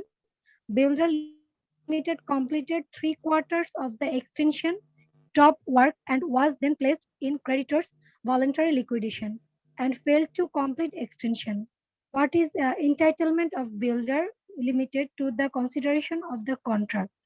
এটা তো আমাদের দেশে হয়, আমাদের দেশে একটা প্রজেক্টের খালি মেয়াদ বাড়ে আর টাকা বাড়ে, তাই না আপু? মেয়াদ বাড়ে আর টাকা বাড়ে, এটা হচ্ছে। এখন এটা রেমেডি কি হতে পারে, কি মনে করছো?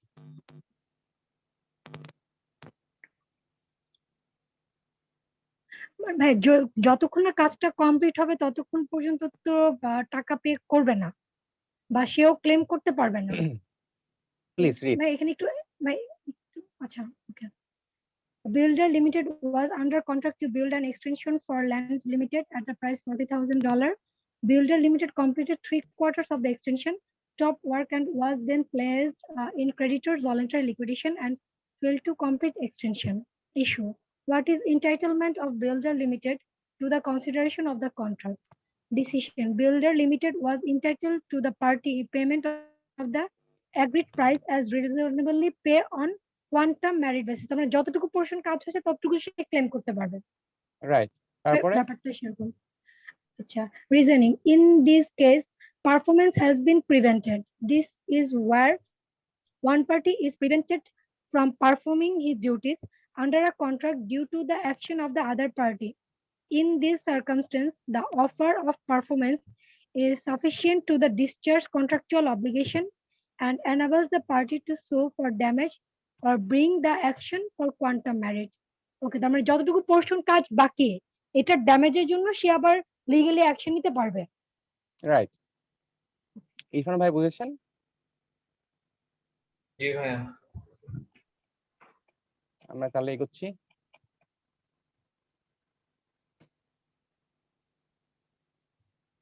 আচ্ছা, শেষ, আমাদের কেস স্টাডি শেষ। আর 3 মিনিট আছে। আপনারা কিছু বলবেন যে আমাদের আজকে ক্লাসটা কেমন হলো, বা আর কিভাবে আমরা ইমপ্রুভ করতে পারি, কোথায় কোথায় আমরা হাত দিতে পারি?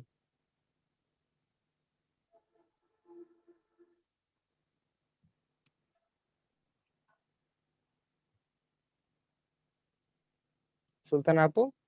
ভাইয়া, এরকম ছোট ছোট কেজের জন্য কোন মানে বইটা ফলো, যেটা একটু আগে বললেন যে একটা বইয়ের নাম বলেছেন, যে ও কোনো এখন বই যে ব্যাপারটা হচ্ছে কি, অনেকগুলো বই পড়তে হবে, হ্যাঁ, অনেকগুলো কেস স্টাডি পড়তে হবে, অনেকগুলো আছে, আমি দিব আপনাদেরকে, হ্যাঁ, প্রতিটা টপিকের উপরে 5-6টা করে কেস স্টাডি আমরা সলভ করব, হ্যাঁ, আশা করি হয়ে যাবে।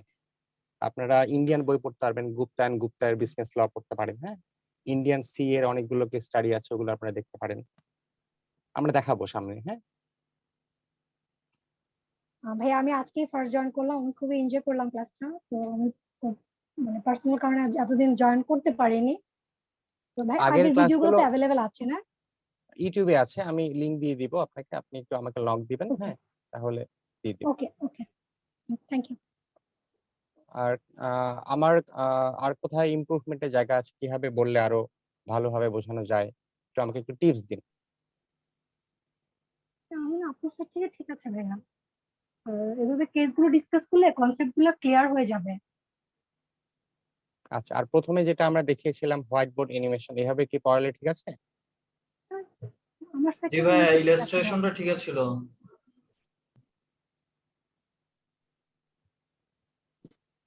মেজবা ভাই, ওটা কি ওই অ্যাপ দিয়ে করেছিলেন না?